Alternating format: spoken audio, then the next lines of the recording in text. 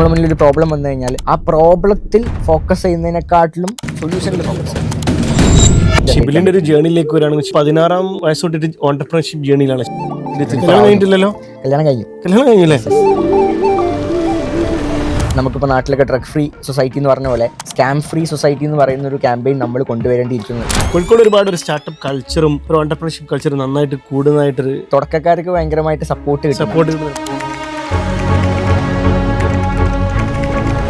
ഒരു ഡിപ്പാർട്ട്മെന്റിൽ ഒരു പൊസിഷനിൽ 9 to 5 ഹാൻഡിൽ ചെയ്യാൻ പറ്റാത്ത ഒരാൾ 18-20 മണിക്കൂർ ചിലപ്പം എല്ലാ ഡിപ്പാർട്ട്മെന്റും എല്ലാ പൊസിഷനും ഹാൻഡിൽ ചെയ്യാൻ 1 കോടി 2 കോടി 5 കോടി ഒക്കെ ട്രേഡിംഗ് നഷ്ടപ്പെട്ട് ഇഷ്ടംപോലെ ആളുകളുണ്ട്. കാരണം പുറത്തു പോലും പറയാൻ എക്സാക്ട്ലി മനുഷ്യനെ സംബന്ധിച്ചിടത്തോളം പൈസ എന്ന് പറയുന്ന സംഭവമാണ് സമാധാനം തരുന്നതും സമാധാനം കളയുന്നതും. നിങ്ങൾ ആരെങ്കിലും എന്തെങ്കിലും പറഞ്ഞു വിചാരിച്ചിട്ടോ എന്തെങ്കിലും റിട്ടേൺ കിട്ടും വിചാരിച്ചിട്ടോ എവിടെ ഇൻവെസ്റ്റ് ചെയ്യാൻ പാടില്ല. എന്റെ അടുത്താണ് ഇൻവെസ്റ്റ് ചെയ്യാൻ പാടില്ല. സോഷ്യൽ മീഡിയയിൽ ഒരുപാട് കാലത്ത് പരിചയമുള്ള ഒരാളാണ്. നിങ്ങൾക്ക് എല്ലാവർക്കും സുപരിചിതനായ ഒരാളാണ്. എസ്പെഷ്യലി ഓൺടർപ്രണേഴ്സൊക്കെ നോക്കാറുണ്ട്. ഒരു 16 വയസ്സുകാരൻ്റെ ഒരു വളർച്ച, ഒരുപാട് കമ്പനീസ്, ഒരുപാട് ബ്രാൻഡുകൾ. ഇപ്പം ഈയിടെയായിട്ട് ഒരുപാട് വലിയൊരു ഇക്കോസിസ്റ്റം, എസ്പെഷ്യലി കേരളം പോലത്തെ ഒരു സംസ്ഥാനത്ത് ഒരു വലിയൊരു ഇക്കോസിസ്റ്റത്തിൻ്റെ പിന്നിൽ പ്രവർത്തിക്കുന്ന ഒരു യങ് ആയിട്ടുള്ള ഒരു എമേർജിംഗ് ആയിട്ടുള്ള ഓൺടർപ്രണർ. അപ്പം ഒരുപാട് കാലം ഞങ്ങൾ പരിചയമുണ്ടെങ്കിലും നേരിട്ട് ഇന്നാണ് കിട്ടിയത്. എനിക്കൊന്ന് 2 വർഷമായിട്ട് നമ്മൾ സംസാരിക്കാറുണ്ട്. ഇന്ന് കിട്ടി. റാക്കിൻ്റെ ഫൗണ്ടർ ആൻഡ് ചെയർമാനായ ഷിബിലി റഹ്മാൻ, SRKP എന്നറിയപ്പെടുന്ന ഒരു പേഴ്സണൽ ബ്രാൻഡ് കൂടിയാണ്. Shibili, welcome to the show. ഒത്തിരി നാളായി നമ്മളിങ്ങനെ സംസാരിക്കാൻ തുടങ്ങിയിട്ട്. ഒരുപാട് അപ്ഡേറ്റ്സ് ഇങ്ങനെ സോഷ്യൽ മീഡിയയിൽ കാണാറുണ്ട്. എവിടെ എത്തി നിൽക്കുന്നു യാത്ര?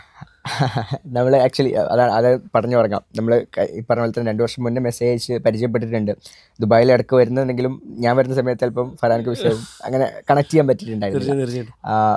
മൈ ജേണി പറയുകയാണെങ്കിൽ ഇപ്പോൾ അറ്റ് പ്രസന്റ് നമ്മളൊരു പ്രൊജക്റ്റിൽ വർക്ക് ചെയ്തുകൊണ്ടിരിക്കുകയാണ്. ദാറ്റ് സെൽഫ് റാക്കിൻ്റെ ഒരു എക്കോസിസ്റ്റം ടവർ ഇപ്പോൾ കാലിക്കറ്റ് വർക്ക് നടക്കുന്നുണ്ട്.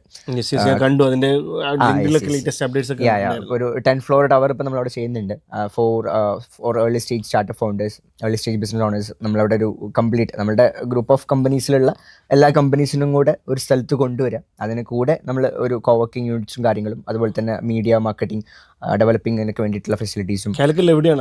കാലിക്കറ്റ് നമ്മൾ തൊണ്ടയാട് ജംഗ്ഷൻ എത്തുന്നതിൻ്റെ തൊട്ട് മുന്നേ ആയിട്ട്. ഹൈലൈറ്റ് ഒക്കെ കഴിഞ്ഞ ഉടനെ തന്നെ, ഹൈലൈറ്റ് കഴിഞ്ഞൊരു 1 kilometer ഹൈവേ സൈഡിൽ തന്നെ കാണാം. ഇപ്പോൾ കാലിക്കറ്റ് ഒക്കെ വരുന്ന ആൾക്കാർക്ക് തൊണ്ടയാട് ജംഗ്ഷൻ എത്തിക്കുന്നതിന് മുന്നേ ആയിട്ട് ലെഫ്റ്റ് സൈഡിൽ കാണാം ഇപ്പോൾ റാക്ക്. അപ്പോൾ അവിടെ നമ്മൾ ആക്ച്വലി നമ്മളൊരു സ്വപ്നമാണ്. അതിപ്പോൾ അതെ കാലിക്കറ്റ് ഉണ്ടായിരുന്നു. കാലിക്കറ്റ് നമ്മൾ സബ്സിഡറി വെഞ്ചേഴ്സ് ഉണ്ടായിരുന്നു. പിന്നെ ഹൈലൈറ്റിൽ നമ്മൾ ജസ്റ്റ് ഒരു ഫ്രണ്ട് ഓഫീസ് ഉണ്ടായിരുന്നു നമ്മുടെ ഓപ്പറേഷൻസിന് വേണ്ടിയിട്ടുള്ള. എല്ലാം കൂടി ഒരു 1 stop സൊല്യൂഷൻ രൂപത്തിലേക്ക്. അതെ എല്ലാത്തിൻ്റെ ഒരു ബ്രാഞ്ചസ് നമ്മൾ അവിടെ വരുന്നുണ്ട്. അപ്പോൾ അവിടെ എല്ലാ ബിസിനസ് സൊല്യൂഷൻസും അവിടെ അവൈലബിൾ ആയിരിക്കും. Very good. എനിക്കൊന്നും ഞാനൊരു കോഴിക്കോട്ടുകാരാണ്. വളരെ അഭിമാനമുണ്ട്. കാരണം കോഴിക്കോട് ഒരുപാട് ഒരു സ്റ്റാർട്ടപ്പ് കൾച്ചറും ഒരു ഓണ്ടർപ്രണർഷിപ്പ് കൾച്ചറും നന്നായിട്ട് കൂടുന്നതായിട്ടൊരു. കോഴിക്കോട് എസ്പെഷ്യലി നമ്മുടെ മലബാർ ഏരിയ. കാരണം നമ്മൾ കോഴിക്കോടിന്റെ മണ്ണൊക്കെ പറയുകയാണെങ്കിൽ എപ്പോഴും നമ്മൾ പറയും തുടക്കക്കാർക്ക് ഭയങ്കരമായിട്ട് സപ്പോർട്ട് കിട്ടുന്ന. എന്തൊരാൾ പുതിയതായിട്ട് സംഗതി തുടങ്ങാന്ന് പറയുമ്പോൾ അല്ലെങ്കിൽ അതൊന്ന് എക്സ്പ്ലോർ ചെയ്യാനും അതൊന്ന് എക്സ്പീരിയൻസ് ചെയ്യാനൊക്കെ പറ്റുന്ന ഒരു കൾച്ചർ അല്ലെങ്കിൽ അങ്ങനത്തെ ഒരു ഓഡിയൻസും അറ്റ്മോസ്ഫിയറും നമ്മളെ കോഴിക്കോടിനുണ്ട്. അതാണ് ഇത്തരത്തിൽ ഒരുപാട് ആൾക്കാർ ആ ഒരു കൾച്ചറിൽ ഒരുപാട് ഓൺടർപ്രണേഴ്സ് ആയിട്ട് വരുന്നതിൻ്റെ ഒരു സംഭവം. അതിൽ തന്നെ കൂടെ പറയേണ്ട ഒരു കാര്യം എന്ന് പറയുന്നത് ഇതിൽ എത്ര പേര് അടുത്തൊരു സ്റ്റേജിലോട്ട് പോകുന്നു. അവിടെയാണ് വലിയൊരു പ്രശ്നമല്ലേ? കാരണം ബിഗിനിങ് ഈസ് ഈസി. നാട്ടിലൊരു സംരംഭം, ഒരു ചെറിയൊരു സ്റ്റാർട്ടപ്പ് ഒക്കെ തുടങ്ങാൻ പണ്ട് അത് ഭയങ്കര പാടായിരുന്നു. പണ്ട് ആൾക്കാരെ നമ്മൾ കൺവിൻസ് ചെയ്യുക, പ്രത്യേകിച്ച് നമ്മുടെ പാരൻസിന്റെ ഫാമിലി കൺവിൻസ് ചെയ്യുക, നമ്മളെ ചുറ്റിലുള്ള ആൾക്കാരെ നമ്മളൊരു ബിസിനസ് തുടങ്ങാൻ പോകുന്നൊക്കെ പറഞ്ഞാൽ ഭയങ്കര പ്രശ്നമായിരുന്നു. പക്ഷെ ഇപ്പോൾ അത് ഭയങ്കരമായിട്ട് പോസിറ്റീവായിട്ടുണ്ട്. ഇപ്പോൾ എല്ലാവരും സപ്പോർട്ട് ചെയ്യുന്നുണ്ട്. അതുകൊണ്ട് തുടക്കം ഭയങ്കര ഈസി ആവുകയും ഈ ഈസി ടു എൻട്രി ആയപ്പോൾ കുറേയൊക്കെ ആളുകൾ വരുന്നു, ഇതിനെക്കുറിച്ച് അവെയർ അല്ലാതെ വരുന്നു. അതിൽ തന്നെ എസ്പെഷ്യലി പറയുകയാണെങ്കിൽ ഇപ്പൊ പുറമേ നിന്ന് കാണുന്ന പല ആൾക്കാരുടെയും ഫാൻസി ലൈഫ് സ്റ്റൈലും അല്ല നമ്മള് പേഴ്സണൽ ബ്രാൻഡിന്റെ ഭാഗമായിട്ട് ഓഫ്കോഴ്സ് നമ്മളെ സക്സസ് ഷോക്കേസ് ചെയ്യുന്നുണ്ടാവാം, നമ്മൾ അച്ചീവ്മെന്റ്സ് കാണുന്നുണ്ടാവാം. അപ്പൊ ഇത് കാണുന്ന സമയത്ത് അവര് ഇതിന്റെ ബാക്കിൽ നടക്കുന്ന സ്ട്രഗിൾസോ നമ്മളിതിന്റെ തീർച്ചയായിട്ടും. അപ്പൊ അത് ഭയങ്കരമായിട്ടുള്ളൊരു ആ ട്രെൻഡിനെ ഫോളോ ചെയ്ത് പോകുന്നതിന് പകരം അത് അവെയർ ആയിട്ട് ചെയ്യുന്ന ആൾക്കാർക്കാണ് സർവൈവൽ സ്ട്രഗിൾ ചെയ്യുന്ന സ്റ്റാർട്ടപ്പ് ഫൗണ്ടേഴ്സിനെ എങ്ങനെയാണ് നിങ്ങൾ ഹെൽപ്പ് ചെയ്തിട്ടുണ്ടായിരുന്നത്? നമുക്ക് ആക്ച്വലി നമ്മൾ ലാസ്റ്റ് 2 years ആയിട്ടാണ് ഈ ഒരു ഓണ്ടർപ്രണർഷിപ്പ് സ്പേസിൽ ആക്ച്വലി ആക്റ്റീവ് ആകാൻ തുടങ്ങിയത്. 6 years നമ്മൾ നോക്കുകയാണെങ്കിൽ ഇനീഷ്യലി നമ്മൾ കുറേ ബിസിനസ് സൊല്യൂഷൻസ് ആയിരുന്നു, ബിസിനസ് ഓണേഴ്സിനായിരുന്നു ടേക്കപ്പ് ചെയ്തിട്ടുണ്ടായിരുന്നത്. പക്ഷേ ഇപ്പോൾ ലാസ്റ്റ് സ്റ്റാർട്ടപ്സ് ചെയ്തു തുടങ്ങിയത് കുറച്ചും കൂടി എക്സ്പോണൻഷ്യൽ ഗ്രോത്ത് ഉള്ള അല്ലെങ്കിൽ സ്കെയിലബിൾ ആയിട്ടുള്ള മോഡൽസിനെ നമ്മൾ സപ്പോർട്ട് ചെയ്ത് തുടങ്ങി. വളരെ ഇമ്പോർട്ടൻ്റ് ആണ് സ്കെയിലബിൾ ആയിട്ടുള്ള. അത് നിങ്ങൾ വാലിഡേറ്റ് ചെയ്യും. അതെ അതിന്റെ ഒത്തിരി ആളുകൾ സ്റ്റാർട്ടപ്പ് ഐഡിയാസ് ആയിട്ട് വരുമല്ലോ. അപ്പോൾ അവിടെ എങ്ങനെയാണ് നിങ്ങൾ ഫസ്റ്റ് ഓഫ് ഓൾ നമ്മളതിന്റെ ഒരു ഫീസിബിലിറ്റി നോക്കണം എന്നുള്ളതാണ്. ഇപ്പോൾ എല്ലാവർക്കും ഐഡിയ ഉണ്ടാവും, ഐഡിയ ഇല്ലാത്ത ആൾക്കാരൊന്നും ഉണ്ടാവില്ല. ഈ ഐഡിയയുടെ എക്സിക്യൂഷൻ ചെയ്യാനുള്ള കപ്പാസിറ്റി കാര്യങ്ങൾ. ഇപ്പോൾ നമുക്കാണെന്നുണ്ടെങ്കിൽ ക്ലിയർ ആയിട്ടുള്ള ഒരു പ്രോസസ്സ് ഉണ്ട്. ഇപ്പോൾ നമുക്ക് റാക്കിൻ്റെ വെബ്സൈറ്റിൽ കയറി കഴിഞ്ഞാൽ സ്റ്റാർട്ടപ്സിന് ഒരു പോർട്ടൽ കാണാൻ പറ്റും. അപ്പോൾ അതിൻ്റെ അകത്ത് ഇവർക്ക് ഈ പോർട്ടലിൽ ഓരോ സ്റ്റെപ്സും കംപ്ലീറ്റ് ചെയ്ത് ഒരു 10 സ്റ്റെപ്പ് പ്രോസസ്സിലൂടെ ഇവർ സബ്മിറ്റ് ചെയ്ത് വരുമ്പോഴേക്കാണ് ഇവർക്ക് ഒരു അപ്ലിക്കേഷൻ സബ്മിറ്റ് ചെയ്യാൻ പറ്റുക. ഈ ഒരു പ്രോസസ്സിൻ്റെ ഒരു അഡ്വാൻറ്റേജ് എന്ന് പറയുന്നത്, ഇപ്പോൾ ഒരു ജസ്റ്റ് ഐഡിയ ഉള്ള ഒരാളാണെങ്കിൽ, ഒരു MVP ഉള്ള ഒരാളാണെങ്കിൽ, പ്രോട്ടോടൈപ്പ് അല്ലെങ്കിൽ ഓൾറെഡി റൺ ചെയ്യുന്ന ബിസിനസ് ആണെന്നുണ്ടെങ്കിലൊക്കെ ഈ ഒരു പ്രോസസ്സിലൂടെ പോകുമ്പോൾ തന്നെ അവർക്ക് കുറേ ക്ലാരിറ്റി കിട്ടും. അപ്പോൾ അവർക്ക് കുറേ ബ്ലൈൻഡ് സ്പോട്ട്സ് ഉണ്ടാവും. അതിലൊക്കെ ഈ ചോദ്യങ്ങൾ അവരെ ഒരുപാട് ക്ലാരിറ്റി കൊടുക്കും. അപ്പോൾ ഇത് ആൻസർ ചെയ്യുമ്പോൾ തന്നെ അവരൊരു കടമ്പ് കടന്നു. അപ്പോൾ അത്തരത്തിൽ ആൻസർ ചെയ്ത് വരുന്ന സ്റ്റാർട്ടപ്പിലാകുമ്പോൾ ഒരു മിനിമം പൊട്ടൻഷ്യലുള്ള സ്റ്റാർട്ടപ്സുകളാണ് നമുക്ക് വരുന്നത്. അതിനെ നമ്മൾ പിന്നെ മാനുവലി സ്ക്രൂട്ടൻ ചെയ്യും. അതിൽ നമ്മളൊരു റിപ്പോർട്ട് റേസ് ചെയ്യും. ആൻഡ് അതിനുശേഷം നമ്മൾ ഓൺലൈൻ ഇൻ്റർവ്യൂലോട്ട് വരും, ഓഫ്ലൈൻ ഇൻ്റർവ്യൂലോട്ട് വരും. അതിനുശേഷമാണ് നമ്മൾ സെലക്ഷൻ എന്നുള്ള പ്രോസസ്സ് വരുന്നത്. ഇങ്ങനെ സെലക്ട് ചെയ്യുന്ന സ്റ്റാർട്ടപ്പുകൾ അല്ലെങ്കിൽ ബിസിനസ്സുകൾ നമ്മളെടുത്ത് വരുമ്പോൾ അവർക്ക് വേണ്ട ഒരു ഡീപ്പ് ട്രെയിനിങ് പ്രോഗ്രാം നമ്മൾ പ്രൊവൈഡ് ചെയ്യുന്നു. ട്രെയിനിങ് നിങ്ങൾ കൊടുക്കും. അതിലിപ്പോൾ എസ്പെഷ്യലി നമുക്ക് നമ്മളെ നാട്ടിലെ സ്റ്റാർട്ടപ്സ് ഫൗണ്ടേഴ്സ് ഒക്കെ ആകുമ്പോൾ അവർക്ക് ലാംഗ്വേജ് ആയിക്കോട്ടെ, കമ്മ്യൂണിക്കേഷൻ ആയിക്കോട്ടെ, കോർ സ്കിൽസ് കുറച്ച് ഈ ലീഡർഷിപ്പ് സ്കില്ല്, ഓർഗനൈസേഷൻ സ്കില്ല്, അതുപോലെ തന്നെ ഇവരുടെ ബിസിനസ് ഐഡിയനെ അടുത്തൊരു സ്റ്റേജിലേക്ക് കൊണ്ടുപോകാൻ. ഇപ്പോൾ എല്ലാവർക്കും ഒന്നും ഒരു IPO അല്ലെങ്കിൽ അത്തരത്തിലൊരു സ്കെയിലിംഗ് മോഡലൊന്നും ഉണ്ടായിക്കൊള്ളുന്നില്ല. അപ്പോൾ അത്തരത്തിലൊരു സ്കെയിലിംഗ് പിക്ചർ, ഒരു വിഷൻ ഇവർക്ക് കൊടുക്കണം. ഇപ്പോൾ നമ്മുടെ നാട്ടിലേക്ക് എന്ന് പറയുമ്പോൾ ഒരു 10 കോടി 20 കോടി 30 കോടിയുടെ ബിസിനസ് എന്ന് പറയുമ്പോൾ തന്നെ വലിയ ബിസിനസ്സായി. കാരണം അവരുടെ ഒരു എക്സ്പോഷറിൽ അതാണ് അവർ കണ്ടിട്ടില്ല. പക്ഷേ ഒരു 1000 കോടിയുടെ അല്ലെങ്കിൽ 10,000 കോടിയുടെ അല്ലെങ്കിൽ അതിൻ്റെ മുകളിലോട്ടൊക്കെ ബിസിനസ് എക്സ്പാൻഡ് ചെയ്യാൻ പറ്റുന്ന മോഡൽസ് ഉണ്ട്, എസ്പെഷ്യലി ഇൻ സ്റ്റാർട്ടപ്സ്. അപ്പോൾ അത്തരത്തിലുള്ള വലിയ വിഷൻ കൊടുക്കാനും ഇവർക്കൊരു VCകളോട്ട് പോകാനും അതുപോലെ തന്നെ ഏഞ്ചൽ ഇൻവെസ്റ്റേഴ്സിലോട്ട് പോകാനും അതിൻ്റെ അടുത്ത സ്റ്റേജിലോട്ട് എക്സ്പാൻഡ് ചെയ്യാനും ഒരു SME IPOയിലൊക്കെ ഭാവിയിൽ പോകാൻ വേണ്ടി പറ്റുന്നൊരു വിഷൻ അവർക്ക് കാസ്റ്റ് ചെയ്ത് കൊടുക്കണം. അപ്പോൾ അത്തരത്തിൽ കുറച്ച് കാര്യങ്ങളും ഇതിൻ്റെ ഒരു ഫണ്ടമെൻ്റൽ സൈഡൊക്കെ ഒരു ഐഡിയ കിട്ടാനൊക്കെ ഉള്ള നമ്മളെ പ്രോസസ്സുകളും റാക്കിൻ്റെ ഒരു ഏരിയാസ് എങ്ങനെയൊക്കെയാണ്, അതിൻ്റെ റൂൾസ് ആൻഡ് റെഗുലേഷൻസ് എങ്ങനെയൊക്കെയാണെന്നൊക്കെ മനസ്സിലാവാനും ഒരു 3 വീക്ക് ഡീപ്പ് ട്രെയിനിങ് അവർക്ക് പ്രൊവൈഡ് ചെയ്യുന്നുണ്ട്. അത് ജസ്റ്റ് ഒരു തിയററ്റിക്കൽ ട്രെയിനിങ് അല്ല, അതിൻ്റെ കൂടെ കുറേ പ്രാക്ടിക്കൽ ആക്ടിവിറ്റീസ് ഒക്കെ ഇൻവോൾവ് ആയിട്ട് നമ്മളുടെ ഈ എക്കോസിസ്റ്റത്തിനകത്ത് തന്നെയുള്ള എക്കോസിസ്റ്റത്തിൻ്റെ ഓരോ എമ്യൂണിറ്റീസും കാര്യങ്ങളൊക്കെ എക്സ്പീരിയൻസിലും എല്ലാം കൂടി ആയിട്ടുള്ള ഒരു ട്രെയിനിങ് ആയിരിക്കും. അപ്പോൾ ഇത് കഴിഞ്ഞ് വരുന്നതിനോട് കൂടിയിട്ട് നമ്മൾ പാരലലി ഇവർക്ക് വേണ്ടി നമ്മളൊരു ഗ്രോത്ത് മാനേജറിനെ അസൈൻ ചെയ്യും. അപ്പോൾ നമ്മളൊരു പെർട്ടിക്കുലർ പ്രോജക്റ്റിന് ഒരു ഗ്രോത്ത് മാനേജർ ഇത്ര പ്രോജക്ട്സ് എന്നുള്ള രീതിയിൽ നമ്മളെ സൈഡിൽ അവരാണ് ഇവരെ ഡയറക്റ്റ് POC ആയിട്ട് ഉണ്ടാവുക, പോയിന്റ് ഓഫ് കോൺടാക്ട് ആയിട്ട് ഉണ്ടാവുക.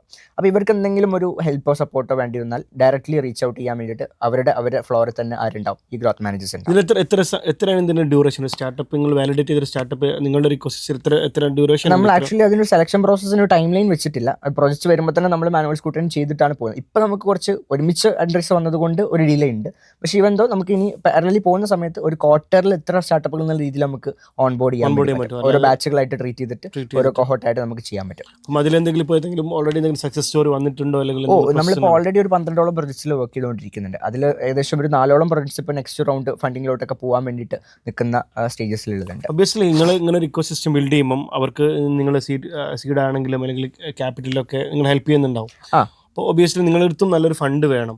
നിങ്ങൾക്ക് ആരാണ് ഇതിൽ ഇൻവെസ്റ്റ് ചെയ്യുന്നത്? നമ്മുടെ മെയിൻ ബെനിഫിഷ്യറീസ് എന്ന് പറയുന്നത് നമ്മൾ ഇത്രയും കമ്പനീസ് റൺ ചെയ്ത് വരുമ്പോൾ ഒരു സൈഡിൽ നമുക്ക് ബിസിനസ് ഓണേഴ്സ് ആണെങ്കിൽ ഒരു സൈഡിൽ നമ്മളുടെ ക്ലോസ് സർക്കിളിലുള്ള കുറച്ച് ഇൻവെസ്റ്റേഴ്സ് ആയിരുന്നു. അപ്പോൾ നമ്മൾ ഈ ഇൻവെസ്റ്റേഴ്സുമായിട്ടും അതുപോലെ തന്നെ ഈ ബിസിനസ് ഓണേഴ്സുമായിട്ടും ഈ ഓണ്ടർപ്രണേഴ്സുമായിട്ടൊക്കെ ഓരോ ദൈനംദിന കാര്യങ്ങളിൽ അവരുടെ ആക്ടിവിറ്റീസിലൊക്കെ ഇൻവോൾവ്ഡ് ആകുമ്പോൾ നമുക്ക് ഇവരുടെ പെയിൻ പോയിന്റ് എന്തൊക്കെയാണെന്ന് മനസ്സിലാക്കാൻ പറ്റും.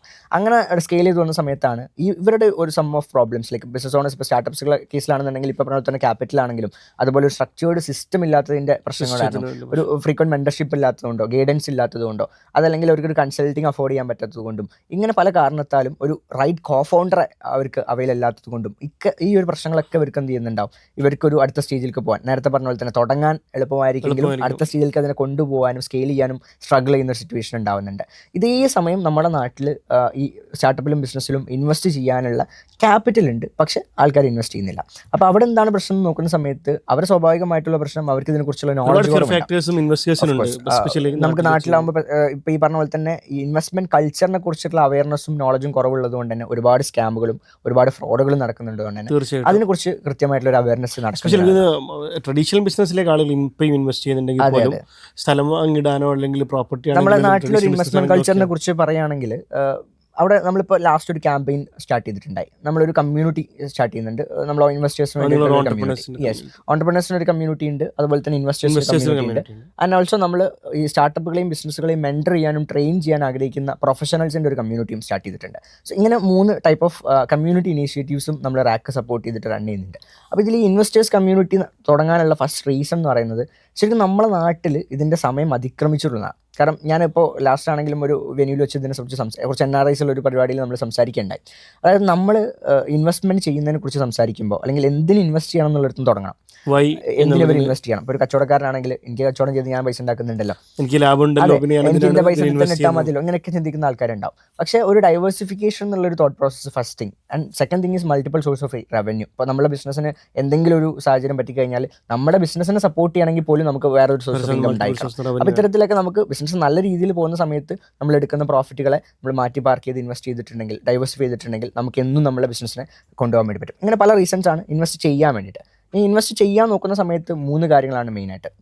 അതിലൊന്നാമത്തെ റിസ്ക് ആണ്. നമ്മൾ റിസ്ക് എന്തായാലും നമ്മൾ ഡിസ്കസ് ചെയ്യുന്നുണ്ടാവും, എത്രത്തോളം റിസ്ക് ഉണ്ടാവും, എങ്ങനെയാണ് ഇതിൻ്റെ റിസ്ക് അപ്റ്റൈറ്റ്സ് കാര്യങ്ങളൊക്കെ. ആൻഡ് നെക്സ്റ്റ് തിങ് ഈസ് അതിൻ്റെ റിട്ടേൺസ് ആണ്. ഇപ്പോൾ ഓഫ് കോഴ്സ് നമ്മളൊരു പൈസ ഇൻവെസ്റ്റ് ചെയ്യുമ്പോൾ അത് ഷോർട്ട് ടേം ആണോ റിട്ടേൺ, ലോങ് ടേം ആണോ റിട്ടേൺ, എങ്ങനെയാണ് അതിൻ്റെ റിട്ടേൺസും കാര്യങ്ങളും വരിക, അതിൻ്റെ അസറ്റ് ഗെയിൻ എങ്ങനെയാണ് വരിക എന്നുള്ളത് നമ്മൾ ഡിസ്കസ് ചെയ്ത് കാൽക്കുലേറ്റ് ചെയ്തിട്ടുണ്ടാവും. പക്ഷേ ഇതിൽ മിസ് ചെയ്യുക എന്നൊരു സംഭവം ഇതിൻ്റെ റെസ്പോൺസിബിലിറ്റി. മൂന്നാമത്തെ പോയിന്റ് ആണ് റെസ്പോൺസിബിലിറ്റി. ആ റെസ്പോൺസിബിലിറ്റി ആരാണ് ഓൺ ചെയ്യുന്നത്? അപ്പോൾ അത് ഇൻവെസ്റ്റർ ആണോ, അല്ലെങ്കിൽ ബിസിനസ് ഓണർ ആണോ, അല്ലെങ്കിൽ ഇതിൻ്റെ ഇടയിലുള്ള ഫെസിലിറ്റേറ്ററോ, അല്ലെങ്കിൽ ഇതിൻ്റെ ഇടയിൽ ബ്രോക്കേഴ്സ് ആണോ? ഇപ്പോൾ ലാൻഡ് വാങ്ങണമെന്നുണ്ടെങ്കിൽ ഒരു ബ്രോക്കർ ഉണ്ടെങ്കിൽ ആ ബ്രോക്കർ ആണോ? ആരാണ് ഇതിൻ്റെ റെസ്പോൺസിബിലിറ്റി ഓൺ ചെയ്യുന്നത്? അതാണ് പലപ്പോഴും ഒരു ഡിസ്പ്യൂട്ടിലേക്ക് എത്തുന്ന സമയത്ത്, അല്ലെങ്കിൽ ഇത്തരം ഫ്രോഡുകൾ, സ്കാമുകളൊക്കെ നടക്കുന്ന സമയത്ത് ഈ റെസ്പോൺസിബിലിറ്റി ആര് ഓൺ ചെയ്യുന്നു എന്നുള്ളതിന് ക്ലിയർ ആയിട്ടുള്ള ആൻസർ ഉണ്ടാവില്ല, ഇത് ചെക്ക് ചെയ്തിട്ടുണ്ടാവില്ല. പിന്നെ അത് മാത്രമല്ല, ഇപ്പോൾ ഒരു ഇൻവെസ്റ്റ്മെൻറ്റ് പ്ലാൻ ആയിട്ട് ഒരാൾ വന്നു കഴിഞ്ഞാൽ ബേസിക് ആയിട്ട് അതിനൊന്ന് ഇവാലുവേറ്റ് ചെയ്യാനുള്ള നോളജ് പല ആൾക്കാർക്കും ഇല്ല എന്നുള്ളതാണ്. ഇപ്പോൾ ഒരു ചെക്ക് ലിസ്റ്റ് എങ്കിലും മീറ്റ് ചെയ്യുക, അല്ലെങ്കിൽ ഇത്ര ക്വസ്റ്റ്യൻസ്, ഇന്ന ക്വസ്റ്റ്യൻസ് ചോദിക്കുക, അല്ലെങ്കിൽ ഇന്ന കാര്യങ്ങൾ അറിഞ്ഞിരിക്കുക, ഇന്ന സർട്ടിഫിക്കേഷൻസ് അല്ലെങ്കിൽ ഇന്ന റെഗുലേഷൻസ് ഉണ്ടോ എന്നുള്ളത് അറിയുക. അതുപോലെ തന്നെ അവരുടെ റെഡ് ഫ്ലാഗ്സ് ഫൈൻഡ് ചെയ്യുക. ഹയർ റിട്ടേൺസ് ഓഫർ ചെയ്യുന്നുണ്ടോ, ഇവരുടെ ട്രാക്ക് റെക്കോർഡ് എന്താണ്, ഇവരുടെ പാസ്റ്റ് ഇൻവെസ്റ്റേഴ്സ് ആരാണ്, അങ്ങനെ ആരെങ്കിലും ഒരാളെ ഇൻവെസ്റ്റേഴ്സിനെ കണക്ട് ചെയ്യാൻ പറ്റിയിട്ടുണ്ടോ, അവർക്ക് കറക്റ്റായിട്ടുള്ള ഡീറ്റെയിൽസ് കിട്ടിയിട്ടുണ്ടോ. ഇത്രയെങ്കിലും ഒരു എഫേർട്ട് നമ്മുടെ ഹാർഡ് ഏൺഡ് ആയിട്ടുള്ള മണിയാണ് നമ്മളവിടെ കൊണ്ടുപോയിട്ട് കൊടുക്കുന്നത്, മറ്റൊരാൾക്ക് കൊടുക്കുന്നത്. അപ്പം അങ്ങനെ കൊടുക്കുന്ന സമയത്ത് ഇത്രയെങ്കിലും ഒരു എഫേർട്ട് നമ്മൾ എടുക്കണം. പക്ഷെ പല കേസസിലും നമ്മൾ നാട്ടിൽ കാണുന്നത് കൂടുതലും ഒരു മൗത്ത് ടു മൗത്ത് അല്ലെങ്കിൽ ഒരു ഇമോഷണൽ കണക്ഷന്റെ പുറത്ത് പോകുന്ന. അപ്പോൾ നമുക്ക് ഇതിലുള്ളൊരു ചലഞ്ച് നമുക്ക് വന്നതെന്ന് വെച്ചാൽ നമുക്ക് ഇതിനെക്കുറിച്ച് ആൾക്കാരുമായിട്ട് സംസാരിക്കണം, ആൾക്കാർക്ക് അവയർനെസ് കൊടുക്കണം. ഇങ്ങനെ ഉണ്ടാവരുത് എന്നുള്ളത് ചിന്തിക്കുന്ന സമയത്ത് നമ്മൾ ഡിജിറ്റൽ മീഡിയാസിൽ നമുക്ക് ലിമിറ്റേഷൻസ് ഉണ്ട്. കാരണം ഇത് പലതും ഈ ഒരു റൂറൽ പാറ്റേൺസിലൂടെയാണ് ഫോളോ ചെയ്യുന്നത്. അപ്പോൾ നമ്മളിപ്പോൾ ഇങ്ങനെ ഒരു ക്യാമ്പയിൻ ആയിട്ട് തന്നെ മുന്നോട്ട് വെക്കുകയാണ്. കാരണം ഇപ്പോൾ നമുക്കിപ്പോൾ നാട്ടിലൊക്കെ ഡ്രഗ് ഫ്രീ സൊസൈറ്റി എന്ന് പറഞ്ഞ പോലെ സ്കാം ഫ്രീ സൊസൈറ്റി എന്ന് പറയുന്ന ഒരു ക്യാമ്പയിൻ നമ്മൾ കൊണ്ടുവരേണ്ടിയിരിക്കുന്നത്. കാരണം കേരളത്തിനെ കുറിച്ച്, മലയാളികളെ കുറിച്ച് എപ്പോഴും പറയാറുണ്ട് എല്ലാം അറിയാം, പക്ഷെ ഒരുപാട് നിക്ഷേപ തട്ടിപ്പുകളിൽ പോയിട്ട് ഒരുപാട്. കാരണം ഈ നിക്ഷേപ തട്ടിപ്പുകൾ നമ്മൾ എടുത്തു നോക്കുന്ന സമയത്താണെങ്കിലും ഇതിൻ്റെ എല്ലാം ഒരു പാറ്റേൺ ഒരേ രീതിയിലാണ് നമുക്ക് കാണാൻ പറ്റുന്നത്. ഇതിൻ്റെ സ്കെയിലിംഗ് സ്റ്റേജ് ആണെങ്കിലും ഇതിൻ്റെ ഒരു മോഡലാണെന്നുണ്ടെങ്കിലൊക്കെ എവിടെയൊക്കെയോ ഒരു സിമിലാരിറ്റി ഇതിൽ കാണാൻ പറ്റും. എന്തൊക്കെ അറിയണമെങ്കിൽ പോലും ഇപ്പം ആളുകൾ കുറച്ച് റിട്ടേൺ കിട്ടുന്നു, അല്ലെങ്കിൽ കുറച്ച് ഹൈ റിട്ടേൺ ആണെങ്കിൽ ആളുകൾ അട്രാക്റ്റീവ് ആകുന്നു, അത് കൊടുക്കുന്നു, കുറച്ച് സമയത്ത് പോകുന്നു, പിന്നീട് വീണ്ടും മനസ്സിലാവുന്നു. ഈവൻ ആ ഒരു പൈസ നഷ്ടപ്പെട്ട് കഴിഞ്ഞാൽ പിന്നെ അടുത്തത് ഈ നഷ്ടം കൂടി അവിടെ നികത്താൻ പൈസ ഇടുന്നു. അപ്പോഴും ഇവർ എന്ത് ചെയ്യുന്നില്ല, ഈ ഒരു ബേസിക് ചെക്ക് ലിസ്റ്റ് കീപ്പ് ചെയ്യുന്നില്ല. എനിക്കൊന്നും ആ സ്റ്റാർട്ടപ്പ് ഇക്കോസിസ്റ്റത്തെ കുറിച്ച് വലിയൊരു അറിവ് ആളുകൾക്കില്ല എന്നുള്ളതാണ്. അതെ, ഇപ്പോൾ ബിസിനസ്സുകൾ, ഇപ്പോൾ ഇതിലെല്ലാം ഏറ്റവും അടുത്ത വലിയൊരു പ്രശ്നം എന്ന് പറയുന്നത് ഈ സ്റ്റാർട്ടപ്പുകൾ അല്ലെങ്കിൽ ബിസിനസ്സുകൾ. പണ്ട് ട്രേഡിങ്ങിന് ഉണ്ടായിരുന്ന ഇതേ പ്രശ്നം. ട്രേഡിംഗ് അല്ലെങ്കിൽ ക്രിപ്റ്റോ അല്ലെങ്കിൽ ബ്ലോക്ക് ചെയിൻ അല്ലെങ്കിൽ ഇപ്പോൾ ഈ റീസെൻ്റ് ആയിട്ട് എഐൻ്റെ പേര് വരെ പറഞ്ഞിട്ട്, എഐ ട്രേഡിംഗ് എന്നുള്ള പേരുകൾ വരെ പറഞ്ഞിട്ട്, അങ്ങനെ ഇത്തരത്തിൽ ഫാൻസി ആയിട്ടുള്ള പേരുകൾ വരുമ്പോൾ, അല്ലെങ്കിൽ പുതിയൊരു സംഗതി, കാരണം ഇതൊന്നും പുതുതല്ല എന്നുള്ളത് ആദ്യം ആൾക്കാർ മനസ്സിലാക്കാം. എനിക്കൊന്ന് അത് നിങ്ങളുടെ നാട്ടിൽ മാത്രമേ, ഇവിടെ ഇപ്പം ട്രേഡിങ്ങിലാണെങ്കിൽ ഇപ്പം ദുബായിൽ തന്നെ നമ്മൾ ഒരുപാട് ആളുകൾ മീറ്റ് ചെയ്യുമ്പം 1 കോടി 2 കോടി 5 കോടി ഒക്കെ ട്രേഡിംഗ് നഷ്ടപ്പെട്ട് ഇഷ്ടംപോലെ ആളുകൾ. കാരണം പുറത്ത് പോലും പറയാൻ എക്സാക്ട്ലി അതാണ് പ്രശ്നം. ഇതിൽ ഏറ്റവും വലിയൊരു പ്രശ്നം എന്ന് പറയുന്നത് ഇവരാരും ഇത് പുറത്ത് പറയില്ല. പുറത്ത് പറഞ്ഞ് ഇത് സൗണ്ടഡ് ആയി ഇതിനെ പ്രതികരിച്ച് ഇതിനു വേണ്ടി സംസാരിച്ച് തുടങ്ങുമ്പോഴാണ് ശരിക്കും ഇത്തരത്തിലുള്ള പ്രാക്ടീസുകൾ, ഇത്തരത്തിലുള്ള സംഗതികൾ നമുക്ക് കുറക്കാൻ വേണ്ടി പറ്റാം. കാരണം ഇത് ആരും തന്നെ ഇതിനെതിരെ വരുന്നില്ല എന്നുള്ളൊരു കോൺഫിഡൻസ് ഈ ചെയ്യുന്ന ആൾക്കാർക്കുണ്ട്. തീർച്ചയായിട്ടും അതാണ് അതിൻ്റെ പ്രശ്നം. അപ്പോൾ ഇതിനെ ചോദ്യം ചെയ്യാൻ തയ്യാറാവണം എന്നുള്ളതാണ് ആദ്യത്തെ ഒരു കാര്യം. അപ്പോൾ അറ്റ്ലീസ്റ്റ് നമുക്കിപ്പോൾ നമ്മുടെ നാട്ടിൽ പറയുകയാണെങ്കിൽ, ഫോർ എക്സാമ്പിൾ പറയാം, നമ്മുടെ നാട്ടിൽ ക്ലബ്ബുകളുണ്ടാവും, അല്ലെങ്കിൽ നമ്മുടെ നാട്ടിൽ ഒരു കുടുംബസംഗമം നടക്കുകയാണ്. ഒരു പരിപാടി നടക്കുന്ന കൂട്ടത്തിൽ നമ്മളൊരു ഡ്രഗ് ഫ്രീ സൊസൈറ്റി അല്ലെങ്കിൽ പാരൻസ് ട്രെയിനിങ് ഒക്കെ കൊടുക്കുന്നുണ്ടെങ്കിൽ അതിന് കൂടുതൽ ഒരു 15 മിനിറ്റ് ഒരു ഇൻവെസ്റ്റ്മെന്റ് അവയർനെസ് പ്രോഗ്രാം നടത്തിയേ പറ്റുള്ളൂ. അപ്പോൾ അത്തരത്തിൽ എന്തിന് ഇൻവെസ്റ്റ് ചെയ്യണം, എങ്ങനെയൊക്കെ ഇൻവെസ്റ്റ് ചെയ്യാം, എവിടെയൊക്കെ ഇൻവെസ്റ്റ് ചെയ്യാം, ഇൻവെസ്റ്റ് ചെയ്യുമ്പോൾ ശ്രദ്ധിക്കേണ്ട കാര്യങ്ങൾ എന്തൊക്കെ കാര്യങ്ങൾ നോക്കണം, റെഡ് ഫ്ലാഗ്സ് എങ്ങനെ ഫൈൻഡ് ചെയ്യാം, ചെക്ക് ലിസ്റ്റ് എന്തൊക്കെ വെക്കണം, ഇത്തരത്തിലുള്ളൊരു നാട്ടിലൊരു നോർമൽ പാറ്റേണിൽ കുറച്ച് സോഴ്സുകൾ മാത്രമേ ആളുകൾ ഇൻവെസ്റ്റ് ചെയ്യുന്നുള്ളൂ. അതെ, നമ്മുടെ ഇൻവെസ്റ്റ്മെന്റ് കൾച്ചറിൽ ഫസ്റ്റ് പോയിന്റ് ലാൻഡ് എന്നുള്ളതാണ്. നെക്സ്റ്റ് തിങ് ഈസ് ഗോൾഡ് എന്നുള്ളതാണ്. പിന്നെ അടുത്ത ഓപ്ഷൻസ് ഉണ്ടോ എന്നുള്ള നോക്കുന്നിടത്താണ് ഇപ്പോൾ ഈ പറഞ്ഞ പോലെ തന്നെ കുറേ ചിറ്റ്സ് അങ്ങനത്തെ സംഭവങ്ങളൊക്കെ ഉണ്ട്. അടുത്ത ഒരു സംഗതി എന്ന് പറയുന്നതാണ് ഇപ്പോൾ ഈ പറഞ്ഞ പോലെ മ്യൂച്വൽ ഫണ്ട്സ് എന്തെങ്കിലും ഉണ്ടെങ്കിൽ അതും വളരെ കുറഞ്ഞ പെർസെൻറ്റേജ് ആണ് നമുക്ക് മ്യൂച്വൽ ഫണ്ട് പ്രാക്ടീസ്. അതിൻ്റെ അപ്പുറത്താണ് ട്രഡീഷണൽ ബിസിനസ്സസ് ഉള്ളത്, അതിൻ്റെ അപ്പുറത്താണ് സ്റ്റാർട്ടപ്പുകൾ ഉള്ളത്. പക്ഷെ ഇതിൽ ശ്രദ്ധിക്കേണ്ട ഒരു കാര്യം എന്ന് പറയുന്നത് ഇതിൽ പല ടെർമിനോളജീസും പല സമയത്തും ട്രെൻഡിങ് ആയി വരും. ഇപ്പോൾ AI ഒരു ട്രെൻഡിങ് ആയി നിൽക്കുന്ന സമയത്താണെങ്കിൽ AIയുടെ പേര് പറഞ്ഞ് AI തന്നെ ആയിരിക്കില്ല, അത് പറഞ്ഞ് എന്തെങ്കിലും ഒരു ഇൻവെസ്റ്റ്മെന്റ് സ്കീമായിട്ട് ആൾക്കാർ വരും. അല്ലെങ്കിൽ സ്റ്റാർട്ടപ്പുകൾ അല്ലെങ്കിൽ സ്റ്റാർട്ടപ്പ് എക്കോസിസ്റ്റം വടവർ, ഇങ്ങനെ പല ടെർമിനോളജീസ് പറഞ്ഞിട്ടോ ഇതൊരു സ്റ്റാർട്ടപ്പ് ആണെന്ന് പറഞ്ഞിട്ടോ ഇങ്ങനെയൊക്കെ ആൾക്കാർ എന്ത് ചെയ്യാം നിങ്ങളെ മുന്നിൽ വരാം. സ്റ്റാർട്ടപ്പും ട്രഡീഷണൽ ബിസിനസ്സും തമ്മിലുള്ള വ്യത്യാസം പോലും പലർക്കും അറിയുന്നില്ല എന്നുള്ളതാണ്. കാരണം ഇപ്പൊ നമ്മൾ ഓൺടർപ്രണേഴ്സും ബിസിനസ് ഓണേഴ്സും തമ്മിലുള്ള വ്യത്യാസം അത് തന്നെ ആൾക്കാർക്ക് അറിയില്ല. കാരണം ഒരു ബിസിനസ് എന്ന് പറയുമ്പോൾ അതെന്താണ് ഒരു സിസ്റ്റം റൺ ചെയ്ത് വരുന്ന ഒരു സ്റ്റഡി സ്ലോ ഗ്രോത്തിൽ പോകുന്ന ഒരു മോഡൽ, അതിനെ റിപ്ലിക്കേറ്റ് ചെയ്ത് പോകുന്ന മോഡൽ. സ്റ്റാർട്ടപ്പ് എന്ന് പറയുമ്പോൾ ഒരു പ്രോബ്ലം സോൾവിംഗ് ആയിട്ടുള്ള ഒരു ഇന്നോവേറ്റീവ് ആയിട്ടുള്ള ഒരു പുതിയ ഒരു സ്വഭാവത്തിൽ വരുന്ന ഒരു സംഗതിയാണ്. കാരണം മറ്റേത് ഓൾറെഡി എക്സിസ്റ്റിംഗ് ആയിട്ടുള്ള ട്രഡീഷണൽ മോഡൽസ് ആയിരിക്കും. അപ്പോൾ സ്റ്റാർട്ടപ്പിന് ഏറ്റവും ബേസിക് ആയിട്ട് നമ്മൾ പറയുകയാണെങ്കിൽ ഈവൻ ട്രഡീഷണൽ ആയിട്ടുള്ള ഒരു മോഡലാണെങ്കിലും അതിൽ നിന്ന് എന്തെങ്കിലും ന്യൂ ആയിട്ട് കൊണ്ടുവരാം, ഒരു പുതിയ സ്വഭാവം അതിനുണ്ടാവണം. ആൻഡ് സ്കെയിലബിൾ ആയിരിക്കണം. ഇത് എത്ര ആൾക്കാർക്കും നമുക്ക് കൊടുക്കാൻ പറ്റണം. ഇപ്പോൾ ബിസിനസ് എന്ന് പറയുമ്പോൾ നമുക്കൊരു 10 പേർക്ക് കൊടുക്കുന്ന സംഗതി 100 പേർക്ക് കൊടുക്കണമെങ്കിൽ അത്രയും ടൈം എടുക്കും, അത്രയും ഇൻഫർ വേണ്ടി വരും, അത്രയും കാര്യങ്ങൾ വേണ്ടി വരും, അത്രയും സെറ്റപ്സ് വേണ്ടി വരും. പക്ഷെ അതേ സംഭവം ഒരു സ്റ്റാർട്ടപ്പ് 10 പേർക്കും 100 പേർക്കും 1000 പേർക്കും 1,00,000 പേർക്കും 10,00,000 പേർക്കും കൊടുക്കാൻ പറ്റും. അത്തരത്തിലുള്ള മോഡൽസിനെയാണ് സ്കെയിലബിൾ ഓപ്പർച്യൂണിറ്റി ഉള്ള മോഡൽസാണ് നമ്മൾ സ്റ്റാർട്ടപ്സ് എന്ന് പറയുന്നത്. അപ്പോൾ ഇതും പല ആൾക്കാർക്കും അറിയത്തില്ല. ആൻഡ് ഇതിനൊക്കെ ഒരു പ്രശ്നം എൻഡ് ഓഫ് ദ ഡേ ഇപ്പോൾ ഇൻവെസ്റ്റേഴ്സ് ഫേസ് ചെയ്യുന്ന ഒരു വലിയ പ്രശ്നം എന്ന് പറഞ്ഞു കഴിഞ്ഞാൽ ഈ പേരുകൾ പറഞ്ഞിട്ട് പോലും ഈ പറയുന്ന ടെർമിനോളജീസ് ട്രെൻഡിങ് ആയിട്ട് വരുമ്പോൾ ഇവരെ അട്രാക്റ്റീവ് ആവുന്ന എന്താണ്, ഓക്കെ ഇതിന് വലിയ സ്കോപ്പ് ഉണ്ട്, കാരണം കുറേ ആൾക്കാർ ഇതിനെക്കുറിച്ച് സംസാരിക്കുന്നുണ്ട്, അങ്ങനെയാണെങ്കിൽ ഇതിൽ ഞാൻ എന്ത് ചെയ്തേക്കാം, ഇൻവെസ്റ്റ് ചെയ്തേക്കാം എന്ന് പറയുന്നത് വേറെ ആളെടുത്ത് ഒരു സെക്കൻഡ് തോട്ട് വിളിച്ച് ചോദിക്കില്ല. അപ്പോൾ ഞാൻ ആലോചിച്ചെന്ന് വെച്ച് കഴിഞ്ഞാൽ നമ്മുടെ നാട്ടിലൊക്കെ ഒരു വാട്സപ്പ് ഗ്രൂപ്പ് ഉണ്ടെങ്കിൽ, അറ്റ്ലീസ്റ്റ് നമ്മുടെ നാട്ടിൽ നമ്മളെ ക്ലബിൻ്റെ ഒരു ഗ്രൂപ്പ് ഉണ്ടെങ്കിൽ അതുമായി ബന്ധപ്പെട്ടൊരു വാട്സപ്പ് ഗ്രൂപ്പ്, ഒരു ഇൻവെസ്റ്റ്മെൻ്റ് ഒക്കെ ചെയ്യുന്ന ആൾക്കാർ ഒരു ഗ്രൂപ്പ് ഉണ്ടാക്കുക. നമുക്കങ്ങനെ നമ്മുടെ നാട്ടിലൊരു ഗ്രൂപ്പ് ഉണ്ട്, നമ്മുടെ നാട്ടിലൊരു ക്ലബിൻ്റെ പ്രവാസി കൂട്ടായ്മയുടെ ആ ഒരു ക്ലബിൻ്റെ പ്രവാസി കൂട്ടായ്മ ഒരു ഗ്രൂപ്പ് ഉണ്ട്. അവരെല്ലാവരും കൂടി ഇതുപോലെ ആരെങ്കിലും ഇൻവെസ്റ്റ്മെൻറ്റ് എന്തെങ്കിലും ചെയ്യുന്നുണ്ടെങ്കിൽ അവർ ആ ഗ്രൂപ്പിൽ പ്ലാൻ എന്ത് ചെയ്യും, ഷെയർ ചെയ്യും. എന്നിട്ട് ഇവർ ഡിസ്കസ് ചെയ്തിട്ട് നോക്കിയിട്ടേ ചെയ്യുള്ളൂ. അപ്പോൾ നിങ്ങളുടെ എക്സ്പീരിയൻസിൽ ഏറ്റവും കൂടുതൽ ഇൻവെസ്റ്റ്മെൻറ്റ് ചെയ്യുന്നത് NRIs ആണോ അല്ലെങ്കിൽ നാട്ടിലുള്ള ആളുകളാണോ? നമുക്ക് ശരിക്കും NRIs ഇൻവെസ്റ്റ് ചെയ്യുന്നത് കുറവാണെന്ന് പറയാൻ പറ്റില്ല, പക്ഷേ എമൗണ്ടിൽ കൂടുതലായിരിക്കും. കാരണം ഒരു സെറ്റ് ഓഫ് ആൾക്കാർ സ്ഥിരമായി ഇൻവെസ്റ്റ് ചെയ്യുന്ന ആൾക്കാരുണ്ടാവും. പക്ഷേ നമ്മൾ ടോട്ടൽ അവിടെ അവൈലബിൾ ആയിട്ടുള്ള ഫണ്ട്സും ക്യാപിറ്റലും വെച്ച് നോക്കുന്ന സമയത്ത് NRIസിൻ്റെ അളവ് കുറവാണ്, ആളുടെ എണ്ണം കുറവാണ്. ഇത്ര ആൾക്കാർ എന്തുകൊണ്ടായിരിക്കും? കാരണം വലിയൊരു എമൗണ്ട് വെറുതെ ഇപ്പം FD ആയിട്ടും അല്ലാതൊക്കെ ആയിട്ടൊക്കെ. ഇപ്പോൾ ഏറ്റവും റീസെൻ്റ് ആയിട്ട് വന്ന കണക്കുകൾ പറയുകയാണെങ്കിൽ ലാസ്റ്റ് ക്വാർട്ടറിലെ കണക്ക് 3 ലക്ഷം കടന്നു എന്ന് പറഞ്ഞത്. 3 ലക്ഷം കടന്നു പറഞ്ഞു കഴിഞ്ഞാൽ NRI capital in balance, cash balance നമ്മളുടെ കേരളത്തിൽ മാത്രം ഫെഡറൽ ബാങ്കിലാണെന്ന് തോന്നുന്നു 85 ലക്ഷം കോടി കിടക്കണം. 3,03,426 കോടി സംതിങ് ആണ്. അത്രയും വലിയൊരു ക്യാപിറ്റൽ ഡെഡ് ആയിട്ട് കിടക്കുക, അൺപ്രൊഡക്റ്റീവ് ആണ്, അൺയൂട്ടിലൈസ്ഡ് ആണ്. അതിൻ്റെ ഏറ്റവും വലിയൊരു പ്രശ്നം നമ്മൾ അതിനെക്കുറിച്ച് പഠിച്ച് റിസർച്ച് ചെയ്ത സമയത്ത് മനസ്സിലാക്കിയത്, ഒന്ന് നമ്മളെ നാട്ടിലെ ആൾക്കാർക്ക് നാട്ടിലേക്ക് പൈസ അയച്ചു കഴിഞ്ഞാൽ അത് പിന്നെ അവിടെ മാറ്റണമെങ്കിൽ ഈ നേരത്തെ പറഞ്ഞ പാറ്റേൺ ആൾക്ക് ഒന്നെങ്കിൽ ലാൻഡിലേക്ക് മാറ്റണം. ലാൻഡിൻ്റെ ഒരു പ്രധാന പ്രശ്നം ഇപ്പോൾ ഉള്ളത് ഭയങ്കരമായിട്ട് ഓവർ പ്രൈസ്ഡ് ആണ്, സാറ്റുറേറ്റഡ് ആണ്. അപ്പോൾ ഒരു ചെറിയ എമൗണ്ടിനൊന്നും ഒരു ലാൻഡ് ഇപ്പോൾ ഒരാൾക്ക് അഫോർഡ് ചെയ്യാൻ പറ്റില്ല, മിനിമം ഒരു എമൗണ്ട് വേണം. അപ്പോൾ അതിൽ തന്നെ അയാൾക്ക് അതൊരു കൊമേഴ്ഷ്യലോ അല്ലെങ്കിൽ റെസിഡൻഷ്യലോ ഒരു ഇൻകം ജനറേറ്റിംഗ് ആക്കണം എന്നുണ്ടെങ്കിൽ പിന്നെയും നല്ല ക്യാപിറ്റൽ വേണം. അപ്പോൾ അങ്ങനെ വലിയൊരു ടിക്കറ്റ് സൈസ് ഒരു 1 CR 3 CR ഉള്ളവരൊന്നും ആവില്ല ഈ ഫണ്ട് കിടക്കുന്നത്. ഇതൊരു 30 ലക്ഷം 50 ലക്ഷം 1 കോടിക്ക് താഴെ എത്രയുള്ള എമൗണ്ടുകളായിരിക്കും ചിലപ്പം ഓരോരുത്തർ ആൾക്കാരുടെ ആയിട്ട് അക്കൗണ്ടിലൊക്കെ കിടക്കുന്ന പൈസ. ഈവൻ 5 ലക്ഷം 10 ലക്ഷം ഒക്കെ ആയിട്ടുള്ള പൈസ ഉണ്ടാവും. അപ്പോൾ ഈ ഒരു എമൗണ്ട് ഒരിക്കലും ലാൻഡ് വാങ്ങാൻ ഇവർക്ക് കഴിയില്ല. അതാണ് ഒരു പ്രശ്നം. ഇവർക്ക് ഇനിയിപ്പോൾ വേറെ എവിടെയെങ്കിലും പോയിട്ട് ലാൻഡ് വാങ്ങിയാൽ നോക്കി നടത്താനോ കാര്യങ്ങൾക്കൊന്നുള്ള സാഹചര്യം ഇവർക്കില്ല, ഇത് പോയി നോക്കാനുള്ള സമയമില്ല. രണ്ടാമത്തെ ഒരു കാര്യം എന്ന് പറഞ്ഞാൽ ഇപ്പോൾ ഗോൾഡാണ്. ഗോൾഡിൻ്റെ സിനാരിയോയിലും ആ സെയിം ഫിയർ ആണ് ഇപ്പോൾ ഉള്ളത്. കാരണം പ്രൈസ് ഷൂട്ടപ്പ് നിൽക്കുന്നതുകൊണ്ട് പുതിയതായിട്ട് ആരും ഗോൾഡ് വാങ്ങണില്ല, പർപ്പസ് ഇല്ലാണ്ട് ഗോൾഡ് എന്ത് ചെയ്യുന്നില്ല, വാങ്ങി വെക്കണില്ല. അപ്പോൾ ഉള്ള ഗോൾഡും കൂടി ആൾക്കാർ വിറ്റിട്ട് എന്ത് ചെയ്യാണ്, പൈസ ആക്കി വെക്കാണ്. ഇതും ഒരു പ്രധാന പ്രശ്നമായിട്ട് ഈ എമൗണ്ട് ഇങ്ങനെ കൂടുതൽ എക്സസ് വരാനുള്ള റീസൺ ഉണ്ട്. ഇനി ഇതിൻ്റെ അടുത്ത സൊല്യൂഷൻസ്, അടുത്ത ഓപ്ഷൻസ് ഇവർ കൺഫ്യൂസ്ഡ് ആണ്. എവിടെ ഈ ഫണ്ട് ബാക്കിയാണ്, എവിടെ ഇൻവെസ്റ്റ് ചെയ്യണം, അല്ലെങ്കിൽ ഇതിനൊരു കോൺഫിഡൻസ് അവർ ലാക്ക് ചെയ്യുന്നത്. അതാണ് ഞാൻ നേരത്തെ തുടക്കത്തിൽ തന്നെ പറഞ്ഞത്, ലാക്ക് ഓഫ് ക്യാപിറ്റൽ അല്ല, ഇത്തരത്തിലുള്ള റെസ്പോൺസിബിലിറ്റി സിസ്റ്റംസ് അല്ലെങ്കിൽ സ്ട്രക്ചേർഡ് ആയിട്ടുള്ള ഓപ്ഷൻസ് ഇവരുടെ മുന്നിൽ ഇല്ല എന്നുള്ളതാണ്. അപ്പോൾ അവിടെ നമ്മൾ റാക്കിന് എന്ത് ചെയ്യാൻ പറ്റും എന്നുള്ളത് ചിന്തിച്ചെടുത്താണ് നമ്മളിവിടെ ഫ്യൂ സ്റ്റാർട്ടപ്സിനെ സപ്പോർട്ട് ചെയ്യുന്നുണ്ട്, നമുക്ക് കുറച്ച് ഇൻവെസ്റ്റേഴ്സ് ഓൾറെഡി നമ്മൾ ബാക്ക് ചെയ്യുന്നുണ്ട്. സോ നമ്മൾ റാക്കിൻ്റെ ഷെയർ ഹോൾഡേഴ്സ് ആയിട്ട് ഈ പറയുന്ന ആൾക്കാർക്ക് വരികയാണെന്നുണ്ടെങ്കിൽ, ഈ ഇൻവെസ്റ്റേഴ്സിന് വരികയാണെന്നുണ്ടെങ്കിൽ, പക്ഷേ എപ്പോഴും അവരുടെ ഒരു കൺസേൺ റിട്ടേൺ ആയിരിക്കില്ല. നമുക്കതിൽ പ്രൊവൈഡ് ചെയ്യാൻ പറ്റുന്ന ഒരു ഓപ്ഷൻ എന്ന് പറയുന്നത്, ഇവർക്ക് ഒരിക്കലും ഒരു ഷോർട്ട് ടേം അല്ലെങ്കിൽ ഒരു ക്വിക്ക് റിട്ടേൺ സ്കീമിൽ നമ്മൾ ആരും ഇവിടെ ഒരു സംഗതിയും പ്രൊവൈഡ് ചെയ്യുന്നില്ല. പക്ഷെ നമ്മളെ സംബന്ധിച്ചിടത്തോളം നമുക്ക് നമ്മുടെ കമ്പനീസിൽ റെക്കറിംഗ് റവന്യൂ ജനറേറ്റ് ചെയ്യുന്ന മോഡൽസ് ഉണ്ട്. ഓൾറെഡി റവന്യൂ ജനറേറ്റിംഗ് ആണല്ലോ, ഓൾറെഡി നമ്മുടെ റവന്യൂ ജനറേറ്റ് ചെയ്യുന്നതിൽ നിന്ന് നമുക്ക് അവർക്ക് ഷെയർ പ്രൊവൈഡ് ചെയ്യാൻ വേണ്ടി പറ്റും. നമ്മളുടെ റവന്യൂവിൽ നിന്ന്, നമ്മുടെ ലാഭത്തിൽ നിന്ന് അവർക്കൊരു ഷെയർ നമ്മുടെ ഷെയർ ഹോൾഡർ നമ്മളൊരു ഷെയർ ഒരു 5 lakh തൊട്ടിട്ടൊക്കെ ഇൻവെസ്റ്റ്മെന്റ് സ്വീകരിക്കുന്നുണ്ട്. നമ്മൾ ഷെയർ ഹോൾഡേഴ്സ് ആയിട്ട്, നമ്മളെ ബിസിനസ് പാർട്ണറായിട്ടാണ് നമ്മൾ സ്വീകരിക്കുക. നമ്മളൊരു ഇൻവെസ്റ്റ്മെന്റ് പ്ലാനോ അല്ലെങ്കിൽ ഇൻവെസ്റ്റ്മെന്റ് ഫണ്ട് പൂളോ അല്ല പ്രൊവൈഡ് ചെയ്യുന്നത്. നമ്മളൊരു പാർട്ണറായിട്ട് അവർക്ക് നമ്മുടെ കൂടെ ജോയിൻ ചെയ്യാം. അവർക്ക് ഷെയറും കാര്യങ്ങളും നമ്മുടെ കമ്പനിയിൽ ഉണ്ടാവും. നമ്മുടെ കമ്പനിയിൽ MCA അവർ രജിസ്റ്റർ ചെയ്യപ്പെടും. ആൻഡ് ആഫ്റ്റർ ദാറ്റ് അവർക്ക് ഈ പറയുന്ന പോലെ തന്നെ നമ്മുടെ ലാഭത്തിൽ നിന്നൊരു വിഹിതം അവർക്ക് ഉണ്ടാവും. അത് നമുക്ക് ക്വാർട്ടർലി ആണെന്നുണ്ടെങ്കിൽ ഒരു വിഹിതം കൊടുക്കാൻ പറ്റും. അതുപോലെ തന്നെ ഇയർലി അവരുടെ ഒരു ലാഭത്തിൽ കണക്കൂട്ടിയിട്ടുള്ള ഒരു എമൗണ്ട് ഉണ്ടാവും. അത് നമ്മൾ ഇവരുടെ ക്യാപിറ്റലിൽ കൂടെ തന്നെ ആഡ് ചെയ്തിട്ട് അങ്ങനെ കോമ്പൗണ്ട് ചെയ്ത് പോവുകയും ചെയ്യും. ഈ രീതിയിലാണ് റാക്കിൻ്റെ ഇൻവെസ്റ്റ്മെൻറ്റ് കാര്യങ്ങളൊക്കെ. അപ്പോൾ റാക്കിൻ്റെ ഇൻവെസ്റ്റ്മെൻറ്റിനെ കുറിച്ച് എന്നുള്ളതിനെക്കാട്ടിലും ഇത്തരത്തിലുള്ള ഒരുപാട് എക്കോസിസ്റ്റംസ് വരണം. റാക്ക് മാത്രമല്ല, ഇത്തരത്തിലുള്ള സസ്റ്റൈനബിൾ ആയിട്ടുള്ള സ്ട്രക്ചേർഡ് ആയിട്ടുള്ള എക്കോസിസ്റ്റംസ് വരണം. എങ്ങനെയായിരുന്നു ഈ ഒരു ഇനീഷ്യേറ്റീവ് എടുക്കാൻ? ഇത് പറയാൻ വളരെ എളുപ്പത്തിൽ പറഞ്ഞു തീർക്കുന്നുണ്ടെങ്കിലും ഇറ്റ്സ് നോട്ട് ഈസി. എങ്ങനെയായിരുന്നു ഇതിലേക്കുള്ള ഒരു ധൈര്യം വന്നത്?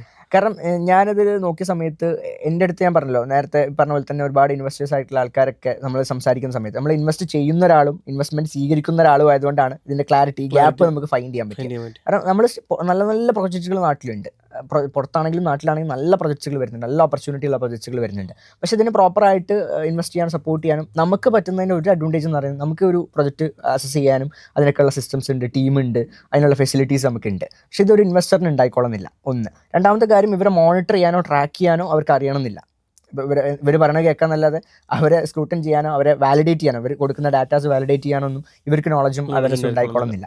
അത് മാത്രമല്ല, ഇപ്പോൾ ഇവർ എടുക്കുന്ന സർവീസുകൾ, കാര്യങ്ങൾ ഏതൊക്കെ കമ്പനീസാണ് എടുക്കുന്നത്, അല്ലെങ്കിൽ ഈ സർവീസുകളൊക്കെ പ്രോപ്പറായിട്ടാണ് എടുക്കുന്നത്, അതിൻ്റെ ബില്ലിങ്സ് കറക്റ്റാണോ, അതിൻ്റെ പ്രോസസ്സുകൾ, അതിൻ്റെ ഔട്ട്കംസ് കറക്റ്റായിട്ട് വരുന്നുണ്ടോ. ഇപ്പോൾ ഈവൻ നമ്മളൊരു പ്രൊജക്റ്റിൽ ഫണ്ട് ചെയ്യുകയാണെങ്കിൽ തന്നെ, ഇൻവെസ്റ്റ് ചെയ്യുകയാണെങ്കിൽ തന്നെ അതിനൊരു മോഡലുണ്ട്. ഇപ്പോൾ ഞാൻ നേരത്തെ പറഞ്ഞ 3 വീക്ക് ട്രെയിനിങ് കഴിഞ്ഞ് കഴിഞ്ഞാൽ അവരുടെ കമ്പനി രജിസ്ട്രേഷനും ബാങ്ക് അക്കൗണ്ടും കാര്യങ്ങളൊക്കെ ഓപ്പൺ ആയിട്ടുണ്ടാവും, അവരുടെ ബിസിനസ് പ്ലാൻ റെഡി ആയിട്ടുണ്ടാവും. അപ്പോൾ അവർ അടുത്തൊരു മേജർ മൈൽ സ്റ്റോൺ അവർ കാണേണ്ടത് അവർ റവന്യൂ മേക്കിംഗ് ഒരു ഫസ്റ്റ് കസ്റ്റമേഴ്സിലോട്ട് എത്തി അടുത്ത സ്റ്റേജിലോട്ട് പോകുന്നത് എന്നുള്ളതാണ്. അപ്പോൾ അതുവരേക്കുള്ള സ്റ്റേജ്, ഇപ്പോൾ ഒരു എക്സാമ്പിൾ നമുക്ക് എടുക്കാം. ഇപ്പോൾ ഒരു കോഴ്സ് പ്രൊവൈഡ് ചെയ്യുന്ന ഒരു EdTech വിചാരിക്കാം.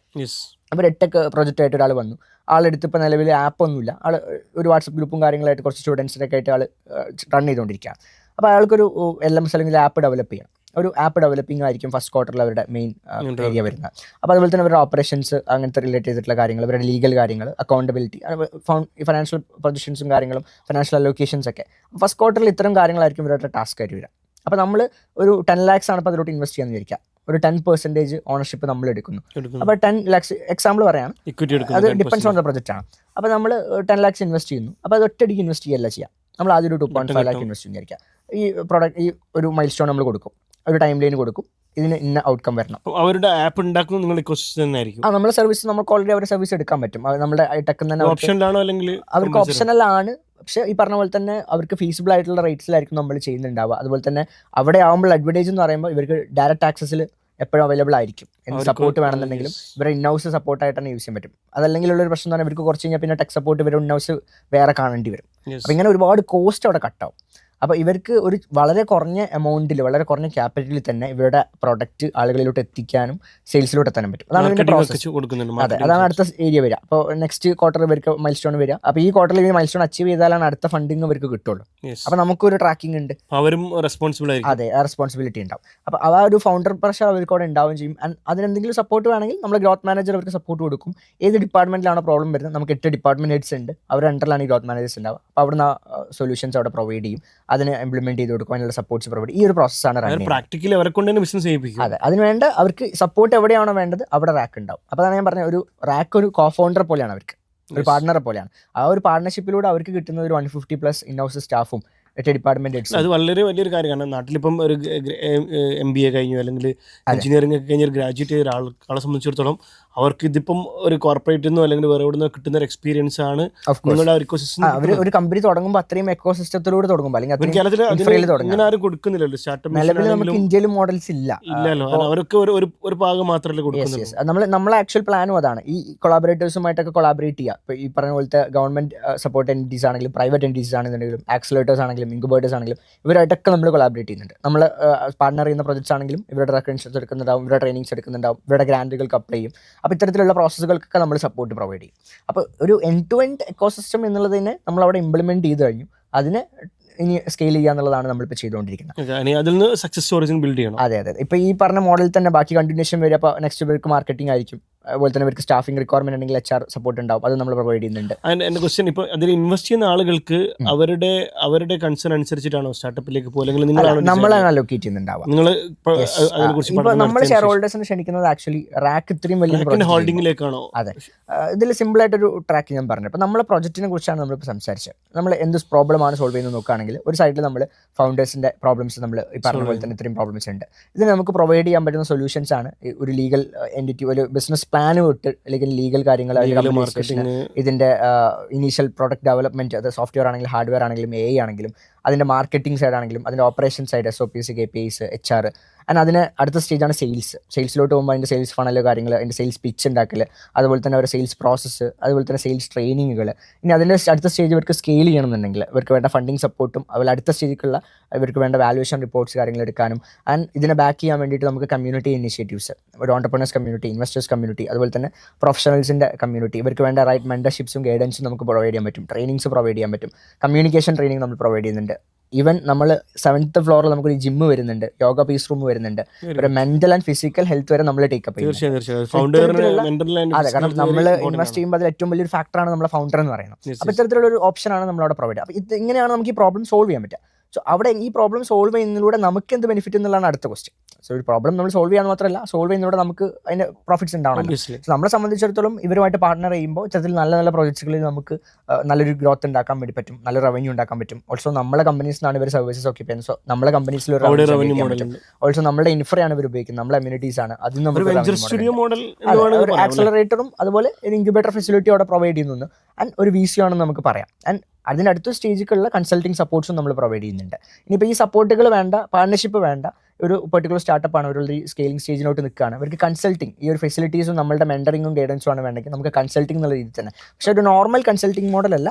ഇവർക്ക് ഏത് ഡിപ്പാർട്ട്മെൻ്റ് ആണോ വീക്ക് ആയിട്ടുള്ളത് ആ ഗ്യാപ്പ് അനാലിസിസ് ചെയ്ത് അവർക്ക് വേണ്ട ഇംപ്ലിമെൻറ്റേഷൻ സപ്പോർട്ടുകളും ഈവൻ ആ ഒരു ഏരിയയിലും ഇവരുടെ ടീം വീക്ക് ആണെങ്കിൽ അങ്ങോട്ടുള്ള ഹയറിങ്ങും ഇംപ്ലിമെൻറ്റേഷൻ വരെ നമുക്ക് ചെയ്തു കൊടുക്കാൻ വേണ്ടി പറ്റും, ഡിപ്പെൻഡ്സ് ഓൺ ദ പ്രൊജക്ട്സ്. അപ്പം അതിന് കൺസൾട്ടിങ് ചാർജും, അതെ, അപ്പോൾ അതിനനുസരിച്ചുള്ള റിക്കറിംഗ് ചാർജസും റവന്യൂ ഷെയർസ് ഒക്കെ വരും. അപ്പോൾ അതും നമ്മളൊരു റവന്യൂ, അതും അത്തരത്തിൽ കുറച്ച് കമ്പനീസിന് നമ്മൾ ഹാൻഡിൽ ചെയ്യുന്നുണ്ട്. സോ അത്തരത്തിലും നമുക്കൊരു ഹ്യൂജ് റവന്യൂ. ഷിബിലിൻ്റെ ഒരു ജേണിയിലേക്ക് വരികയാണെങ്കിൽ ഷിബിൽ ഒരു 16-ാം വയസ്സ് തൊട്ടിട്ട് ഓണ്ടർപ്രണർഷിപ്പ് ജേണിയിലാണ്. ഷിബിൽ എത്ര വരെ പഠിച്ചു, എന്തൊക്കെയാണ്? ഞാൻ ആക്ച്വലി +2 കഴിഞ്ഞ് പിന്നെ ഡിസ്റ്റൻസ് ആയിട്ടാണ് ചെയ്തത്, BBA MBA കഴിഞ്ഞു. ഇപ്പോൾ പിന്നെ അതിന് ശേഷം ഏതായിരുന്നു ഫസ്റ്റ് സ്റ്റാർട്ട് ചെയ്ത കമ്പനി? ഏതായിരുന്നു? ഞാൻ +1 +2 സമയത്താണ് ഒരു ഇൻസ്റ്റിറ്റ്യൂട്ട്, ഒരു ഓൺലൈനായിട്ടൊരു ഓൺലൈൻ അക്കാദമി സ്റ്റാർട്ട് ചെയ്തു. അതിന് പിന്നെ ഓഫ്ലൈനിൽ കൊച്ചിയിലോട്ട് സ്കെയിൽ ചെയ്തു. പിന്നെ അതിനുശേഷം നമ്മൾ IT സ്റ്റാർട്ട് ചെയ്തു, IT ഫേം സ്റ്റാർട്ട് ചെയ്തു. നമ്മൾ തന്നെ റിക്വയർമെൻറ്റിന് വേണ്ടി ഒരു IT ടീമിനെ ഫോം ചെയ്തപ്പോൾ പിന്നീട് നമ്മൾ പുറത്തേക്ക് സർവീസ് കൊടുത്തു തുടങ്ങിയപ്പോൾ അതൊരു IT ഫേം ആക്കി നമ്മൾ മാറ്റി. പിന്നീട് ഒരുപാട് ക്ലയൻറ്റ്സ് നമുക്ക് വന്നു. അതിന് അണ്ടറിൽ നമ്മൾ പിന്നെ മാർക്കറ്റിംഗ് ഏജൻസി സ്റ്റാർട്ട് ചെയ്തു. പിന്നെ മാർക്കറ്റിംഗ് ഏജൻസിയും IT ഫേം അതിന് അണ്ടറിൽ നമ്മളൊരു ഇൻസ്റ്റിറ്റ്യൂട്ട് സ്റ്റാർട്ട് ചെയ്തു. വൈലത്തൂരും ഓഫ്ലൈനായിട്ടും ഓൺലൈനായിട്ടും സ്റ്റാർട്ട് ചെയ്തു. പിന്നെ അതുപോലെ തന്നെ മറ്റൊരു കമ്പനിയിൽ ഞാൻ ഇൻവെസ്റ്റ് ചെയ്യേണ്ടായി. അവർ ഈ ഓപ്പറേഷൻസും അതുപോലെ തന്നെ HR സൊല്യൂഷൻസും കാര്യങ്ങളും പ്രൊവൈഡ് ചെയ്യുന്ന, സെയിൽസിൽ ട്രെയിനിങ്സും കാര്യങ്ങളും സെയിൽസ് ടീമിനെ ഹയറിങ്ങും സെറ്റപ്പിങ്ങും മോണിറ്ററിംഗ് ഒക്കെ പ്രൊവൈഡ് ചെയ്യുന്ന കമ്പനിയാണ്. അതിനുണ്ടറിലാണ് പിന്നെ നമ്മുടെ B-സ്കൂൾ എന്നുള്ളൊരു idea, business school. Practical business school എന്ന് പറയുമ്പോൾ ആക്ച്വലി നമ്മളിപ്പോൾ മെയിനായിട്ട് നമുക്ക് ഈ സ്റ്റാർട്ടപ്പ് ഓണ്ടർപ്രണർഷിപ്പ് തുടങ്ങുന്ന ആൾക്കാർ, പിന്നെ അതുപോലെ തന്നെ second generation of business owners ഒക്കെയാണ് നമുക്ക് കൂടുതൽ അവിടെ പിള്ളേർ വരുന്നത്. നമ്മളിപ്പോൾ ആക്ച്വലി ഒരു 3 ബാച്ച് ഓൾറെഡി കംപ്ലീറ്റ് ആയി. അതിൻ്റെ അകത്ത് തന്നെ നമുക്ക് ഒരു 40-60ഓളം പ്രോജക്റ്റുകൾ, ഇപ്പോൾ ഒരു 40ഓളം ആക്റ്റീവ് പ്രോജക്റ്റുകൾ വന്നിട്ടുണ്ട്. ബാക്കി ഒരു പ്രോജക്റ്റുകൾ ഇപ്പോൾ ഇങ്ങനെ ബ്രൂ ചെയ്തുകൊണ്ടിരിക്കുന്ന പ്രോജക്റ്റുകളുണ്ട്, സ്റ്റാർട്ടപ്പുകളായിട്ടും ബിസിനസ്സുകളായിട്ടൊക്കെ. അവിടെ എക്സാക്ട്ലി പറഞ്ഞാൽ പ്യുവർ പ്രാക്ടിക്കൽ ലേണിംഗ് ആണ്. അവിടെ നമുക്കൊരു ഫിക്സ്ഡ് ആയിട്ടുള്ള ട്രെയിനേഴ്സോ മെൻറ്റേഴ്സോ ഒന്നുമില്ല. നമുക്ക് അവിടെ ഏകദേശം ഒരു 60ഓളം ഫൗണ്ടേഴ്സ് വന്ന് ക്ലാസ് എടുക്കും. നമ്മുടെ നെറ്റ്വർക്കിലുള്ള ബിസിനസ് ഓണേഴ്സിനെയും ഫൗണ്ടേഴ്സിനെയൊക്കെ നമ്മൾ അവിടെ കൊണ്ടുവരും, അവരുടെ ക്ലാസ്സസ് കൊടുക്കും. അപ്പോൾ അവർ ഓരോ ഡൊമൈനിൽ എക്സ്പെർട്ടൈസ് ആയിരിക്കും. അപ്പോൾ നമ്മളിപ്പോൾ ഒരു മാർക്കറ്റിംഗ് വീക്ക് ആണെങ്കിൽ മാർക്കറ്റിംഗിൽ എക്സ്പെർട്ടൈസ് ചെയ്തിട്ടുള്ള ആൾക്കാർ, മാർക്കറ്റിംഗ് ഏജൻസീസിൻ്റെ ഫൗണ്ടേഴ്സ്, മാർക്കറ്റിംഗ് ഇൻസ്റ്റിറ്റ്യൂട്ട്സിൻ്റെ പ്രിൻസിപ്പൽസ്, ആ ഒരു ലെവലിലുള്ള ആൾക്കാർ, മാർക്കറ്റിംഗ് പ്രൊഫഷണൽസ്, ഇവരായിരിക്കും ഇവരുടെ സെഷൻ എടുക്കുക. അപ്പോൾ ഇന്ന ടോപ്പിക്കാണ് ഇവർക്ക് കിട്ടേണ്ടതെന്നുള്ള ഈ ഫൗണ്ടേഴ്സിൻ്റെ അടുത്ത് അല്ലെങ്കിൽ ഓണ്ടർപ്രണേഴ്സ് പ്രൊഫഷണൽസിൻ്റെ അടുത്ത് നമ്മൾ പറയും. അവർക്ക് വേണ്ട ട്രെയിനിങ്, ലൈവ് ട്രെയിനിങ് വിത്ത് എക്സ്പീരിയൻസ് അവർക്ക് പ്രൊവൈഡ് ചെയ്യും. ഇനിയിപ്പോൾ സെയിൽസ് പഠിക്കുന്ന സമയത്താണെങ്കിൽ ഇവർ തന്നെ ഒരു പ്രൊഡക്റ്റ് ഫൈൻഡ് ചെയ്തിട്ട് ടീമായിട്ട്, ഇപ്പോൾ കാലിക്കറ്റാണ്, നമുക്കിപ്പോൾ കാലിക്കറ്റ് ബീച്ചിലും അതുപോലെ പാളയം മാർക്കറ്റിലും അവിടെയൊക്കെ പോയിട്ട് ഇവർ കച്ചവടം ചെയ്തിട്ട് വരണം. അപ്പോൾ ഇവർക്കൊരു ക്യാപിറ്റൽ അലോക്കേറ്റ് ചെയ്ത് കൊടുക്കും, അതിന് എത്ര ലാഭം ഉണ്ടാക്കിയിട്ട് വരണം. ആ ഒരു രീതിയിലുള്ള ഒരു പ്രോസസ്സിലൂടെയാണ് ഇവർ പഠിപ്പിക്കുന്നത്. അപ്പോൾ അവിടെ വരുന്ന ഓരോ കുട്ടിക്കും തിരിച്ചു പോകുമ്പോഴേക്കും ഒരു പ്രൊജക്റ്റ്, ഒരു ബിസിനസ് ഐഡിയ ആക്കിയിട്ട്, ഒരു ബിസിനസ് ആക്കിയിട്ട് പോകാൻ പറ്റുന്ന സാഹചര്യത്തിലാണ് നമ്മൾ. അത് എങ്ങനെയുള്ള കുട്ടികളാണ് വരുന്നത്? പഠനം കഴിഞ്ഞിട്ടുള്ള പിള്ളേരാണ് കൂടുതൽ. നമുക്ക് ഡിഗ്രി കഴിഞ്ഞിട്ടുള്ള കുട്ടികളൊക്കെയാണ് അവിടെ വരുന്നത്. അതുപോലെ തന്നെ കുട്ടികളല്ല, ഏജ്ഡ് ആയിട്ടുള്ള ആൾക്കാരും വരുന്നുണ്ട്. എല്ലാവർക്കും ഒരു ബിസിനസ് ഒക്കെ റൺ ചെയ്തിട്ട് അത്യാവശ്യം ബിസിനസ്സുകൾ റൺ ചെയ്യുന്ന ആൾക്കാർ പോലും നമ്മുടെ ബാച്ചിൽ ഉണ്ടായിരുന്നു. ഒരു 10-35 എങ്ങനെയാണ് ഫീസ് ഒക്കെ ചാർജ് ചെയ്യുന്നത്? അല്ല, അതൊക്കെ നമുക്ക് പറഞ്ഞ പോലെ തന്നെ ചെറിയ ഫീസും കാര്യങ്ങളൊക്കെ വരുന്നുള്ളൂ. നമ്മൾ അവിടുത്തെ അഫോർഡബിൾ ഫീസ് റേറ്റ് കാര്യങ്ങളൊക്കെ വരുന്നുള്ളൂ. ഇവരൊക്കെ പിന്നെ നിങ്ങൾ ഇക്കോസിസ്റ്റത്തിലേക്ക് നമ്മൾ പക്ഷേ അങ്ങനെ ഇവിടെ പഠിച്ചു എന്നുള്ളത് കൊണ്ട് അങ്ങനെ ഒരു കൺസെഷൻ ഇല്ല. ഈ പറഞ്ഞ പോലെ തന്നെ നമ്മൾ പ്രോസസ്സ് കൂടി തന്നെയാണ് നമ്മൾ പോവുക. അപ്പോൾ ഈ പ്രോസസ്സിൽ അവർ അപ്ലൈ ചെയ്യുക, അതിന് ആ ഒരു കപ്പാസിറ്റി അവർ വരണം നമ്മുടെ നാട്ടിലെ പ്രൊജക്റ്റുകളാണെന്നുണ്ടെങ്കിൽ. ഇതൊക്കെ പറയുമ്പോൾ ഞാൻ ആലോചിക്കുന്നത് ഈ ഒരു ചെറിയ പ്രായത്തിൽ എത്രത്തോളം ചലഞ്ചസ് ഫേസ് ചെയ്തിട്ടുണ്ട്. ലൈക്ക് നമ്മളെ സംബന്ധിച്ചിടത്തോളം ഓണ്ടർപ്രണേഴ്സ് ആണല്ലോ, അറിയാലോ. അപ്പോൾ നിങ്ങൾക്കായാലും അറിയണമെന്നല്ല, ഇപ്പോൾ ഓരോ ദിവസം നമുക്ക് ഓരോ ചലഞ്ചസ് ഉണ്ടാവും. അപ്പോൾ ഈ ചലഞ്ചസിനെ നമ്മളൊരു ലേണിംഗ് ആയിട്ട് കണ്ടു പോകുക എന്നുള്ളത് തന്നെയാണ് നമ്മളെപ്പോഴും ചെയ്യാറുള്ളത്. ഇപ്പോൾ ഒരുപാട് ചലഞ്ചസ് ഉണ്ടായിട്ടുണ്ട്. ഇപ്പോൾ ഈവൻ ഏറ്റവും വലിയൊരു ചലഞ്ച് എന്തായിരുന്നു? അങ്ങനെ പുറത്തെടുത്ത് പറയാനുള്ളൊരു സാഹചര്യം ഇല്ല. ഇപ്പോൾ ഞാനിപ്പോൾ അറ്റ് പ്രസന്റ് ഉള്ളൊരു കാര്യം പറയാം. ഇപ്പോൾ നമ്മൾ ഇത്രയും വലിയൊരു പ്രൊജക്റ്റാണ്. ഇപ്പോൾ എക്സാമ്പിൾ പറയുകയാണെങ്കിൽ ഞാൻ ഇതുവരെ കാരണം എനിക്കിപ്പോൾ ദുബായിലാണെങ്കിൽ അല്ലെങ്കിൽ യു എയിൽ അല്ലെങ്കിൽ GCCയിലാണെങ്കിലും കുറച്ചുകൂടി എല്ലാവരും പറയും ഒരു ഇങ്ങനത്തെ ബിൽഡ് ചെയ്യാൻ നാട്ടിൽ കുറച്ചും ഡിഫിക്കൽട്ട് ആണെന്നുള്ള കാരണം നമ്മളെ ഓഡിയൻസ് പ്രവാസികളാണ്. അപ്പോൾ നാട്ടിലുള്ള ഒരു ഇപ്പം ഞാൻ സ്പെഷ്യലി ഈ പറഞ്ഞ പോലെ തന്നെ കേരളത്തിൻ്റെ ആണെങ്കിലും നമ്മുടെ നാട്ടിലുള്ള ബിസിനസ് കൾച്ചറിനെ ആണെങ്കിലും ഭയങ്കര പോസിറ്റീവായിട്ട് നോക്കിക്കാണുന്ന, അതിനെക്കുറിച്ച് സംസാരിക്കുന്ന ഒരാളാണ്. കാരണം നാട്ടിൽ ആ ഒരു കുറേ കാര്യങ്ങൾ മാറിയിട്ടുണ്ട്. നമ്മൾ എത്തേണ്ട അടുത്ത് എത്തിയാൽ ചെയ്യേണ്ട കാര്യങ്ങൾ ചെയ്താൽ ഒഫീഷ്യലായിട്ട് ലീഗലായിട്ട് റൈറ്റ് വേയിലൂടെ നമ്മൾ പോവുകയാണെന്നുണ്ടെങ്കിൽ യാതൊരു ചലഞ്ചസും അങ്ങനത്തെ പ്രശ്നങ്ങളൊന്നും നമുക്ക് അവിടെ നിലവിലില്ല. നമുക്ക് മാനേജ് ചെയ്യാവുന്ന പ്രശ്നങ്ങൾ പോസിറ്റീവാണ്. കാരണം നാട്ടിലെ ടോട്ടൽ നമ്മൾ അങ്ങനെ ഒരു നമ്മൾ പറഞ്ഞ് ശീലിച്ച് വന്നൊരു സാഹചര്യം അങ്ങനെ ഉണ്ട്. അതെ അതെ. പക്ഷെ നമ്മൾ അവെയർ ആയിട്ട് ഇരുന്നാൽ മതി. നമ്മളെ ഇന്റൻഷൻ പ്യൂർ ആണോ, നമ്മൾ റൈറ്റ് വേയിലാണോ പോകുന്നത്. യൂഷ്വൽ ഡിലേസ് എന്തായാലും നമ്മൾ ഈ പറഞ്ഞ പോലെ തന്നെ ഇപ്പോൾ ഗവേണൻസ് ഒരു സിസ്റ്റം, നമുക്കിപ്പോൾ ഒരു ഡെമോക്രാറ്റിക് ആയിട്ടുള്ള സിസ്റ്റം ഒക്കെ ആകുമ്പോൾ അതിന് അതിൻ്റെതായ ഒരു ഡിലേ ഉണ്ടാവും. പക്ഷെ നമ്മൾ അതിനനുസരിച്ച് പ്ലാൻഡ് ആയിരിക്കുക എന്നുള്ളതാണ്. ഇപ്പോൾ നമ്മളെ കേസിൽ ഇപ്പോൾ നമ്മൾ കൺസ്ട്രക്ഷൻ ഇപ്പോൾ 10 ഫ്ലോർ ടവർ അവിടെ കൺസ്ട്രക്ട് ചെയ്ത് വരിക എന്ന് പറയുന്ന ഒരു മിനിമം ടൈം ലൈൻ ഉണ്ട്. പക്ഷെ ആ ഒരു സമയത്തിന് നമ്മൾ വെയിറ്റ് ചെയ്തില്ല. നമ്മൾ അതിന് മുന്നേ നമ്മൾ ഓപ്പറേഷൻസ് എന്ത് ചെയ്തു, ഓപ്പറേഷൻസ് സ്റ്റാർട്ട് ചെയ്തു. ഇൻഫർ എത്തുന്നതിന് മുന്നേ നമുക്ക് തുടങ്ങാൻ പറ്റുന്ന ഓപ്പറേഷൻസ് എന്തൊക്കെയാണെന്ന് നമ്മൾ ഫൈൻഡ് ചെയ്തു. അത് നിങ്ങളൊരു നാട്ടിൽ തന്നെ ആയതുകൊണ്ട് ചിലപ്പോൾ നിങ്ങൾക്ക് ഒരു പൾസ് മനസ്സിലായി. ഒരു പ്രവാസിനെ സംബന്ധിച്ചോ NRIനെ സംബന്ധിച്ചിടത്തോളം അവർ നാട്ടിൽ ഒരു വർഷത്തിൽ ഒരു ചെറിയ സമയം വെക്കേഷന് പോകുന്നവരായിരിക്കും. അവർക്കാണ് ഏറ്റവും പ്രയാസം. കാരണം ഇങ്ങനത്തെ ഒരു ആഗ്രഹങ്ങളുണ്ട്, അല്ലെങ്കിൽ നല്ല പണമുണ്ട്, പക്ഷേ ഇതൊക്കെ കാണുമ്പോൾ ചെറിയൊരു പേടി. കാരണം ഇവിടെ ഒരു 1 ഡേ കൊണ്ട് ലൈസൻസ് ആയിട്ട് തിരിച്ചു വരുന്ന ഒരാളെ സംബന്ധിച്ചിടത്തോളം അവിടെ തുടങ്ങുമ്പം ഈ ഒരു കൺസേൺ ഉണ്ട്. അവിടെ എങ്ങനെയാണ്? അതിൽ ഒരു കാര്യം എന്ന് പറയുന്നത്, ഇപ്പോൾ ഈ പറഞ്ഞ പോലെ തന്നെ നമുക്ക് നമ്മുടെ നാട്ടിൽ ഈ എക്സ്പോഷറിൻ്റെ ഒരു കുറവ് വളരെയധികം ഉണ്ട്. ഇപ്പോൾ നമുക്കിപ്പോൾ എല്ലാ കാര്യങ്ങൾക്കും പോയി പഞ്ചായത്ത് ലൈസൻസ് എടുക്കേണ്ട ആവശ്യമൊന്നും ആദ്യം ഇല്ല. നമുക്ക് നേരിട്ട് LLP പ്രൈവറ്റ് ലിമിറ്റഡ് കമ്പനിയൊക്കെ പെട്ടെന്ന് തന്നെ ഫോം ചെയ്യാനുള്ള ഓപ്ഷൻസ് ഉണ്ട്. വളരെ കുറഞ്ഞ കോസ്റ്റിൽ നമുക്ക് കമ്പനി രജിസ്ട്രേഷൻ കാര്യങ്ങളൊക്കെ പെട്ടെന്ന് തന്നെ ചെയ്യാനുള്ള ഓപ്ഷൻസ് ഒക്കെ ഇപ്പോൾ ഫുൾ ഓൺലൈൻ ആയിട്ടുള്ള പ്രോസസ്സുകളാണ്. ജസ്റ്റ് ഒരു CN നമ്മൾ സമീപിച്ച് കഴിഞ്ഞാൽ പെട്ടെന്ന് തന്നെ നമുക്ക് ചെയ്യാനൊക്കെ പറ്റും. അപ്പോൾ അത്തരത്തിലുള്ള ഓപ്ഷൻസ് അവിടെ ഉണ്ട്. പക്ഷേ ഇവർക്ക് അറിയില്ല എന്നുള്ളതാണ്. നമ്മുടെ നാട്ടിലുള്ള പ്രത്യേകിച്ച് നമ്മുടെ പ്രവാസികളുടെ പ്രശ്നം എന്ന് പറഞ്ഞാൽ പെട്ടെന്ന് നാട്ടിൽ പോയിട്ട് ആദ്യം തുടങ്ങാൻ, ഇപ്പോൾ പറഞ്ഞ പോലെ തന്നെ ട്രഡീഷണൽ ആയിട്ടുള്ള ബിസിനസ്സാണ് അവർ ആദ്യം പോവുക. അപ്പോൾ അതിൽ തന്നെ നാട്ടിൽ എന്തെങ്കിലും ഒരു ചപ്പാത്തി കമ്പനി തുടങ്ങാനോ, അല്ലെങ്കിൽ ഇവിടെ ഒരു ബേക്കറി നല്ല കച്ചവടമുണ്ട് അപ്പോൾ അപ്പുറത്തോട്ട് ഒരു ബേക്കറി ഇടും.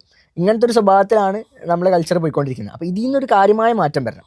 കാരണം ഇവർ എന്തെങ്കിലുമൊക്കെ തുടങ്ങാന്നുള്ളതിൽ ആ ഒരു സാധനമാണ് ആദ്യം പറയേണ്ടത്. എന്തെങ്കിലുമൊക്കെ തുടങ്ങാം എന്നുള്ളതിനപ്പുറം എന്ത് തുടങ്ങണം എന്നുള്ള വ്യക്തമായ ധാരണ വേണം. അത് എന്തിന് ഞാൻ തുടങ്ങണം എന്നുള്ളതിനൊരു ആൻസർ എനിക്ക് ഉണ്ടായിരിക്കണം.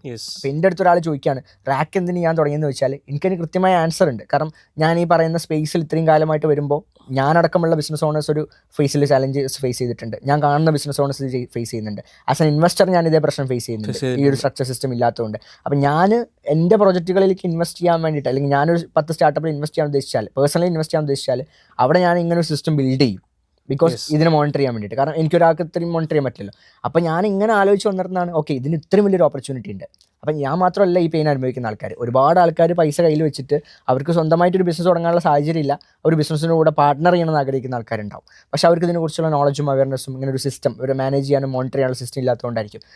ഞാൻ എന്തായാലും ഇത് ബിൽഡ് ചെയ്യണം, എനിക്ക് എന്തായാലും ഇത് ഇങ്ങനെ സിസ്റ്റം വേണം. അപ്പോൾ ഇത് ഒരു വലിയ സ്കെയിലിൽ ചെയ്ത് കഴിഞ്ഞാൽ സ്വാഭാവികമായിട്ടും എല്ലാവർക്കും ബെനിഫിറ്റ് ആവും എന്നുള്ളതാണ് അങ്ങനെ ഒരു മോട്ടോ. അപ്പോൾ അതിൽ നമ്മളെന്തിന് ഈ ഒരു പ്രോബ്ലം സോൾവ് ചെയ്യണം. നമ്മളെന്തായാലും ഒരു ബിസിനസ് ആണെങ്കിലും ഒരു സ്റ്റാർട്ടപ്പ് ആണെങ്കിലൊക്കെ മറ്റൊരാളുടെ ഒരു പെയിൻ പോയിന്റ് അല്ലെങ്കിൽ മറ്റൊരാളുടെ ഒരു പ്രോബ്ലം, അതിനുള്ള സൊല്യൂഷൻ ആണല്ലോ നമ്മൾ പ്രൊവൈഡ് ചെയ്യുന്നത്. അതിൽ നിന്നാണല്ലോ നമുക്ക് ട്രാൻസാക്ഷൻ അല്ലെങ്കിൽ റവന്യൂ ജനറേറ്റ് ചെയ്യുന്നത്. ഇതൊക്കെ പറയുമ്പോൾ ഗവൺമെൻറ് ഭാഗത്തുനിന്ന് നിങ്ങൾ ഇക്കോസിസ്റ്റമായിട്ടൊക്കെ മുന്നോട്ട് പോകുമ്പം ഗവൺമെൻറ് ഭാഗത്തുള്ളൊരു സമീപനം നമുക്ക് നല്ല രീതിയിലുള്ള സപ്പോർട്ടുകൾ തന്നെയാണ്. കാരണം ഇപ്പോൾ നമുക്കിപ്പോൾ കേരള സ്റ്റാർട്ടപ്പ് മിഷൻ്റെ സൈഡിൽ നിന്നാണെങ്കിലും അതുപോലെ തന്നെ ഗവൺമെൻറ് മിനിസ്ട്രി ലെവലിലുള്ള ആൾക്കാരാണെന്നുണ്ടെങ്കിലും ലോക്കലി നമ്മൾ നോക്കുന്ന സമയത്ത് ഈവൻ നമ്മളിപ്പോൾ കാലിക്കറ്റൊക്കെ ഉള്ള അവിടുത്തെ കോർപ്പറേഷൻ ആണെങ്കിലും അതല്ലെങ്കിൽ അവിടെയുള്ള നേതാക്കന്മാരാണെങ്കിലും ഒക്കെ പൊളിറ്റീഷ്യൻസ് ആയാലും വാട്ടെവർ പാർട്ടി കൾച്ചർ അവിടെ വന്നിട്ടുണ്ട്. Of course. കാരണം ഇപ്പോൾ നാട്ടിൽ സത്യം പറഞ്ഞാൽ നമ്മൾ ഓണ്ടർപ്രണർഷിപ്പിനെയും ബിസിനസ് ഓണേഴ്സിനെയും സെലിബ്രേറ്റ് ചെയ്യുന്ന ഒരു കൾച്ചർ ഭയങ്കരമായിട്ട് വന്നിട്ടുണ്ട്. ആ ഒരു ട്രാൻസ്ഫോർമേഷൻ വന്നിട്ടുണ്ട്. എസ്പെഷ്യലി നമ്മളിപ്പോൾ പേഴ്സണൽ ബ്രാൻഡിങ്ങിനെ കുറിച്ച് കൂടുതൽ സംസാരിക്കുന്ന ആൾക്കാരായതുകൊണ്ട് തന്നെ അത് ഭയങ്കരമായിട്ട് അതിന് അഡ്വാൻറ്റേജ് ഉണ്ടാക്കിയിട്ടുണ്ട്. ഇപ്പോൾ നാട്ടിലൊക്കെ അതെ. കാരണം ഇപ്പോൾ സത്യം പറഞ്ഞാൽ ഇപ്പം നമുക്കൊക്കെ പരിപാടികൾക്ക് പോകാനുള്ള സമയമില്ലാത്തതിൻ്റെ പ്രശ്നമാണ്. അത്രയും ഗസ്റ്റ് ആയിട്ടുള്ള ഒരുപാട് പരിപാടികൾക്ക് നമ്മൾ ഇൻവൈറ്റ് ചെയ്യും, കോളേജുകളിൽ എസ്പെഷ്യലി, അതുപോലെ തന്നെ ഉദ്ഘാടന പരിപാടികൾക്ക് സെലിബ്രിറ്റീസിനെ ഇൻഫ്ലുവൻസേഴ്സിനൊക്കെ വിളിക്കുന്ന അതേ അല്ലെങ്കിൽ അതിനേക്കാൾ നല്ല സ്കെയിലിൽ നമ്മൾ എന്ത് ചെയ്യുന്നുണ്ട്, പല ഓണ്ടർപ്രണർഷിപ്പ് കൾച്ചർ നന്നായിട്ട് വന്നിട്ടുണ്ട്. അത് നമ്മളെപ്പോഴും ചോദിക്കാറുണ്ട്. ഇപ്പോൾ ഈ പറഞ്ഞ പോലെ നിങ്ങൾക്ക് കേരളത്തിലെ ടോപ്പ് ഡോക്ടേഴ്സിൻ്റെ 4 പേര് പറയാൻ പറ്റുമോ, അല്ലെങ്കിൽ എഞ്ചിനീയേഴ്സിൻ്റെ പേര് പറയാൻ പറ്റുമോ വെച്ചാൽ ആൾക്കാർക്ക് അറിയില്ല. പക്ഷേ ബിസിനസ്സോട് ചോദിച്ചാൽ ആൾക്കാർക്ക് അറിയാം എല്ലാവരും. കാരണം ബിസിനസ് ഓണേഴ്സും ആ ഒരു എസ്പെഷ്യലി സോഷ്യൽ മീഡിയയുടെ ഒരു ഇൻഫ്ലുവൻസ്, കാരണം ഡിജിറ്റൽ മീഡിയൻ്റെ ഭയങ്കരമായിട്ടുള്ള ഇൻഫ്ലുവൻസ് ചെയ്യും. എനിക്ക് തോന്നുന്നു സ്റ്റുഡൻസിലാണെങ്കിലും പണ്ട് എല്ലാവർക്കും ഇന്നൊരു ഹൈ പ്രൊഫൈൽ വർക്ക് അല്ലെങ്കിൽ ഇന്നൊരു പ്രൊഫഷണലി എനിക്ക് ഇന്ന് ഡോക്ടർ ആവണം, അല്ലെങ്കിൽ ഇന്ന് എഞ്ചിനീയർ ആവണം, അല്ലെങ്കിൽ ഇന്ന് മാനേജർ ആവണം എന്നുള്ളതിനേക്കാൾ അപ്പുറം എനിക്കൊരു സംരംഭകനാണെന്ന് ആൾക്കാർ പറയുന്നു. ഫാമിലീസും പാരന്റ്സ് ഒക്കെ സപ്പോർട്ട് ചെയ്യുന്ന സിസ്റ്റത്തിലേക്ക് വന്നു. കാരണം അത് ആൾക്കാർക്ക് ഭയങ്കര ഒരു ഫിയർ ഉള്ളൊരു ഏരിയ ആയിരുന്നു. ആൾക്കാർക്ക് ഇതിൽ സക്സസ് ആകാൻ പറ്റുമോ, കുറച്ച് ആളുകൾക്ക് മാത്രമായിരുന്നു ഇതെല്ലാം എല്ലാവർക്കും ബിസിനസ് ആയിരുന്നു പറയുമ്പോൾ തന്നെ ആൾക്കാർക്ക് വേറൊരു കണ്ണിലെ കണ്ടിട്ടുണ്ടായിരുന്നു. നാട്ടിൽ നിന്ന് കുറച്ച് സ്റ്റാർട്ടപ്പുകളൊക്കെ സക്സസ് സ്റ്റോറീസ് വന്നപ്പോൾ അതിനെ നന്നായിട്ട് ഭയങ്കരമായിട്ട് അഡ്വാൻറ്റേജ് ഉണ്ടാക്കിയിട്ടുണ്ട്. ആ അക്സെപ്റ്റൻസ് ഭയങ്കരമായിട്ട് അഡ്വാൻറ്റേജ് ഉണ്ടാക്കിയിട്ടുണ്ട്. പിന്നെ അത് മാത്രമല്ല, ഇപ്പോൾ ഗവൺമെന്റിന്റെ എസ്പെഷ്യലി ഗവൺമെന്റിന്റെ സൈഡിൽ നിന്ന് പറയുമ്പോൾ കഴിഞ്ഞൊരു 5-8 വർഷമായിട്ട് ഗവൺമെന്റ് കാര്യമായിട്ട് ഇതിൽ എഫേർട്ട് ഇട്ടിട്ടുണ്ട്. നാട്ടിൽ ഇൻവെസ്റ്റ്മെന്റ് കൾച്ചർ മാറ്റാനാണെങ്കിലും അതുപോലെ തന്നെ ഈ സ്റ്റാർട്ടപ്പ് എക്കോസിസ്റ്റത്തിനെ ബ്രാൻഡ് ചെയ്യുന്നതിലും. ഇപ്പോൾ കേരള സ്റ്റാർട്ടപ്പ് മിഷൻ എന്ന് പറയുന്ന ഒരു ഫെസിലിറ്റി അവിടെ ഉണ്ടെന്ന് ഇത്രയും ആളുകൾ അറിഞ്ഞത് ഈ കഴിഞ്ഞ കുറച്ച് വർഷങ്ങളാണ്. അത് കാര്യമായിട്ട് ഇപ്പോൾ എസ്പെഷ്യലി ഇപ്പോൾ ലാസ്റ്റ് കേരള സ്റ്റാർട്ടപ്പ് മിഷൻ, ഇപ്പോൾ നമ്മളെ CEO കാണുന്നുണ്ടെങ്കിലും ഒരുപാട് ഇവന്റ്സുകളും ഒരുപാട് ആളുകളിലോട്ട് എത്താൻ അവർ ശ്രമിച്ചു എന്നുള്ളതാണ്. അത് ഭയങ്കരമായിട്ട് നമുക്ക് ഭയങ്കര അഡ്വാൻറ്റേജ് കണ്ടു. CEO ഇവിടെ വന്നിട്ടുണ്ടായിരുന്നു. ഇവിടെ വന്നിട്ട് ഈ ഇക്കോസിസ്റ്റത്തിന്റെ ഒക്കെ എന്നോട് പറഞ്ഞു ഫോട്ടോ ഒക്കെ പറയാൻ ഇതൊക്കെ അയച്ചു തരാം, ഇതേപോലെ ഒരു മീഡിയ ഒക്കെ അവിടെ തുടങ്ങും. കാരണം അത് ഭയങ്കര അവർ എല്ലാവരും ആ ഒരു വെൽക്കമിങ് മെന്റാലിറ്റിയിലാണ്. ഇപ്പം നമ്മൾ ഇപ്പോൾ ഇങ്ങനെ ഒരു പ്രൊജക്റ്റായിട്ട് ചെയ്യുന്ന സമയത്താണെങ്കിലും ഇത്രയും വലിയൊരു പ്രൊജക്റ്റാണ്, അപ്പോൾ ഇങ്ങനെ ഒരു പ്രൊജക്റ്റായിട്ട് നമ്മൾ മുന്നോട്ട് വരുമ്പോൾ നമ്മളെ സപ്പോർട്ട് ചെയ്യാൻ എന്ത് സപ്പോർട്ടിന് വേണമെങ്കിലും നമ്മൾ പിന്നിലുണ്ടെന്നുള്ള ആ ഒരു സ്ട്രോങ് വോയിസ് എല്ലാ സൈഡിൽ നിന്നും നമുക്ക്. സിബിലി പറഞ്ഞ സംരംഭകരെ മോഹമുള്ള ആളുകൾ, നിങ്ങളുടെ ഒരു ബാക്ക് ടു ഹോം, എല്ലാവരും end of the day back to home എന്നുള്ളൊരു ഇതിലേക്ക് വരും, സ്പെഷ്യലി പ്രവാസികളൊക്കെ. അപ്പം അവിടെ ഒരു വലിയൊരു സ്പേസ് നിങ്ങൾ ഒരുക്കിയിട്ടുണ്ട് എന്നാണ് പറയുന്നത്. ഇപ്പോൾ ഞാനതാണ് പറഞ്ഞത്. ഇപ്പോൾ ഈ ഒരു ഓണ്ടർപ്രണേഴ്സ് ആണെങ്കിലും ഫൗണ്ടേഴ്സ് ആണെങ്കിലും ഇൻവെസ്റ്റേഴ്സ് ആണെന്നുണ്ടെങ്കിലും ഇവരുടെയൊക്കെ പെയിൻ പോയിന്റ്സ് നമ്മൾ എക്സ്പീരിയൻസ് ചെയ്ത കാര്യങ്ങൾ, അതിനുള്ള സൊല്യൂഷൻ, അതിൽ നിന്നുള്ള നമ്മളുടെ ക്ലിയർ ആയിട്ട് നമ്മളുടെ ഇൻറ്റൻഷൻ എന്താണ്, നമ്മുടെ ട്രാൻസ്പെറൻസിയാണ് നമുക്ക് ഏറ്റവും വലിയൊരു അസറ്റ് എന്നുള്ളത്. ട്രാൻസ്പെറൻസി എന്ന് എസ്പെഷ്യലി പറയുന്ന സമയത്ത് നമ്മളെ സംബന്ധിച്ചിടത്തോളം നമ്മളുടെ ഏറ്റവും വലിയ അസറ്റ് എന്ന് പറയുന്നത് ലാസ്റ്റ് 6 ഇയേഴ്സിൽ നമ്മളെ ബാക്ക് ചെയ്ത നമ്മുടെ ഇൻവെസ്റ്റേഴ്സും നമ്മളുടെ ടീമും.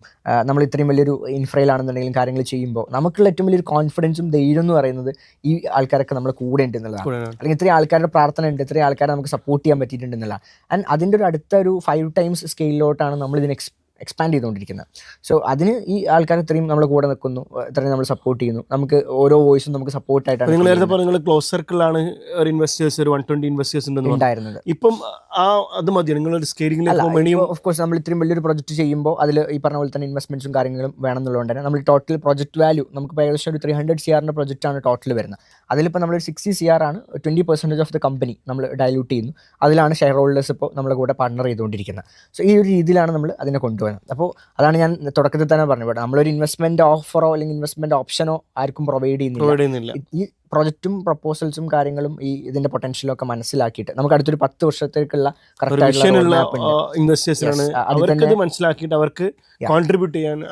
അപ്പോൾ അവർക്ക് അതിൻ്റെതായുള്ള ബെനിഫിറ്റ്സും നമുക്ക് അവിടെ എൻഷുർ ചെയ്യാൻ വേണ്ടി പറ്റും. അപ്പോൾ അത് നമുക്കുള്ളൊരു നിർബന്ധമായ ഒരു കാര്യം എന്താണെന്ന് വെച്ച് കഴിഞ്ഞാൽ ഇതെന്താണെന്ന് മനസ്സിലാക്കിയിട്ട് മാത്രമേ ഇൻവെസ്റ്റ് ചെയ്യാൻ പാടുള്ളൂ.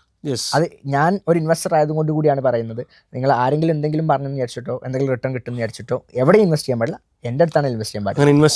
ഒരു ഇൻവെസ്റ്റർ ഇപ്പോൾ ഇത് കണ്ടിട്ടൊക്കെ നമ്മൾ പോഡ്കാസ്റ്റ് കണ്ട ഇൻവെസ്റ്റർക്ക് ഇങ്ങനെ താല്പര്യം വരികയാണെങ്കിൽ അവരെന്താ ചെയ്യുക? നമ്മൾ ഡയറക്ട്ലി റീച്ച് ഔട്ട് ചെയ്യാവുന്ന, നമ്മൾ വെബ്സൈറ്റ് ത്രൂ അല്ലെങ്കിൽ നമ്മൾ ഡയറക്ട്ലി റീച്ച് ഔട്ട് ചെയ്യാവുന്ന, പേഴ്സണലി റീച്ച് ഔട്ട് ചെയ്തിട്ട് അവർ മീറ്റിംഗ് എടുത്ത് ആദ്യം അവർക്ക് ബോധ്യപ്പെടണം. ഈവൻ നമുക്ക് അവിടെ ഒരു പോളിസി ഉണ്ട്. ഈവൻ നമ്മളെ സെയിൽസിൽ അവിടെ നമുക്ക് കുറച്ച് IPS ഉണ്ട്, ലൈക്ക് ഇൻവെസ്റ്റ്മെന്റ് പാർട്ണർഷിപ്പ് അഡ്വൈസേഴ്സ് ഉണ്ട്. അപ്പോൾ ഇങ്ങനെ വരുന്ന ആൾക്കാർക്ക് കാര്യങ്ങൾ എക്സ്പ്ലെയിൻ ചെയ്ത് കൊടുക്കാൻ.